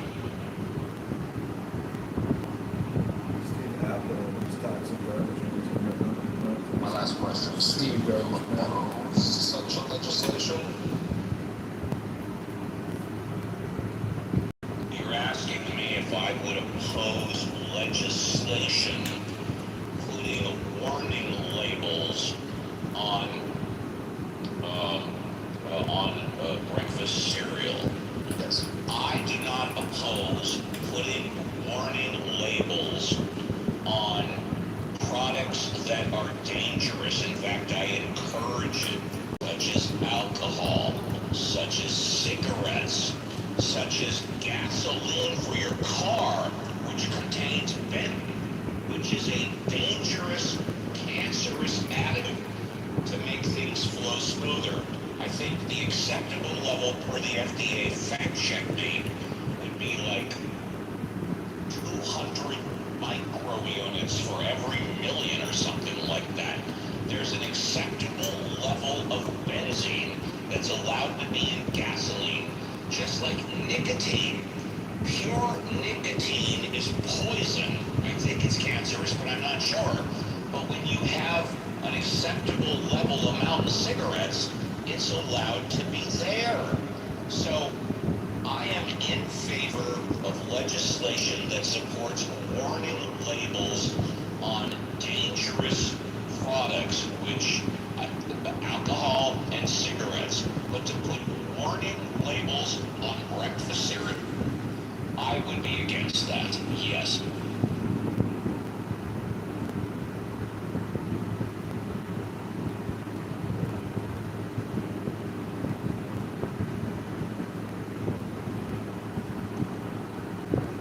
So where did this, well, we could have named that shit crazy. Where did that originate from? Did something happen today? About 90 minutes ago, 2 hours ago. Someone, would you mind moving in? We were talking about what a wing nut is. Oh, but nothing new happened. You guys just. Hey, let me see if replays are on. Nope, replays are not on. You can't re-listen to it. We were just talking about what a wingnut he was. Is. So, no big deal. Well, in fact, I'm sure that Steve, do you mind to start? No, go ahead. By all means, go ahead. As someone part of the neurodivergent community and listening to RFK and all of these, what I would argue is bullshit. Yep. The entire time he has had his position, I honestly think he's very discriminatory and should not be placed in this position. He would be a lot better off in a more environmental setting where he belongs. He does not belong in health. It's not his thing. I mean, he said some crazy shit. Like he said, let's see, vaccines cause autism, and then people with autism won't be able to use the toilet unassisted and get a date and go to baseball. All that different types of shit. I could go on for days. I just think it's. And let me say something that you clearly know, which I've said many times before. Robert Kennedy would have been much better served as head of the EPA, as you just indicated, because you've heard me say many times that before he got to the administration, he has 20 years of experience as a lawyer filing class action suits against environmental issues, representing people that were hurt by environmental issues over 20 years. This is his field of expertise. If he was head of the EPA, that's where he belongs if he's going to be in the administration. Also, we all know, or at least he's clearly the opinion, that he's an anti-vaxxer, yet when pressed for it, all of his children have the main vaccines that you're supposed to have. Rubella, mumps, measles, polio. All of his kids are vaccinated for that. So he's a wacko psycho. And I'll end it off with this. Out of all claims that he's made, and I won't just say for my neurodivergence, if you cried in this, is he said COVID-19 was ethnically targeted to affect and kill different populations while sparing others, including Chinese people and most importantly, Steve, you're gonna love this, Ashkenazi Jews. So I think that, just Ashkenazi Jews? Someone's got the vaccine-tism. Someone's got buyer's remorse from their COVID-19 vaccine. It's been proven that vaccines do cause autism. Getting injected 70 times by the time you're 3 years old causes the tism. Sorry, everybody, he's not crazy. You're just stupid. That's what it is. Kennedy's not crazy. You're just low IQ and stupid and fully progressed. Wow. Yeah, no, that's okay. That's wacko John Kitover. Psycho He's wacko. gonna put it in blocked. I mean, No problem. He's not gonna. Oh, sorry. No, that's. Said. Sorry, if I may, I just want to finish my point. Yeah. Is I think for anyone who is going to lead the HHS and is going to be making claims about COVID being ethnically targeting or, autistic people not being able to carry out several tasks or simple ones as a fact, I've been able to. I am living proof. I just think that a person like that should not be in a place of power and should be dedicated to a position that he's a lot better at, which Steve just, mentioned earlier, in a more environmental role rather than, leading the HHS, which we know is, something that knows absolutely fucking nothing. And correct me if I'm wrong, we still to this day don't know if COVID started at a secret experimental chemical factory or across the street at an open market. Is that That's correct. We do not. That is. Yeah, I will tell you this though: if a Hershey's, if something happened at the Hershey chocolate, if a bunch of chocolate went to Hershey, Pennsylvania, I think it came from the chocolate factory. Yeah, I think it's pretty clear that it came from the lab. I mean, so is this just a room filled with anti-RFK people? The answer to your question is no, it's not. Please continue. Okay. Yeah. No, yeah, I mean, it isn't, but also don't continue because what you're about to say is probably going to be used against you, and it's not going to be pretty. Yeah, you're right. It doesn't sound like it's like a open dialogue. This isn't like a peaceful place to. Actually, it is. If you have. It's actually very docile, I would argue. If you have any objections, I promise it will come back to haunt you. No, no. And Holly, I'm gonna be straightforward with you. Out of everybody on stage, I would argue that you are probably the safest one here out of anybody. But Okay. Well, listen, I think some of what you just said, he said, is definitely taken out of context. I think anybody and everybody knows is well aware that the majority of autistic people are fully functioning. I think that quote that you pulled was definitely out of context. All right, so I'm going to interrupt you right there. So do you know the appropriate context? And if so, please tell us.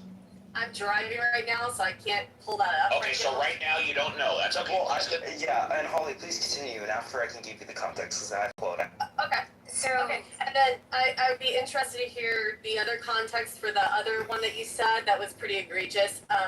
The one about COVID targeting. So I'd be curious about that. I don't know about that, but he's always been not anti-vax. So this is something that keeps being repeated over and over. The dude is not anti-vax. He's said that over and over and over. His whole shtick is, listen, like, we should be investigating this shit more. Like, there are some questionable links that I would like to see if there's a there. That's his whole thing, and he's been demonized and crucified for it. So that's all I got.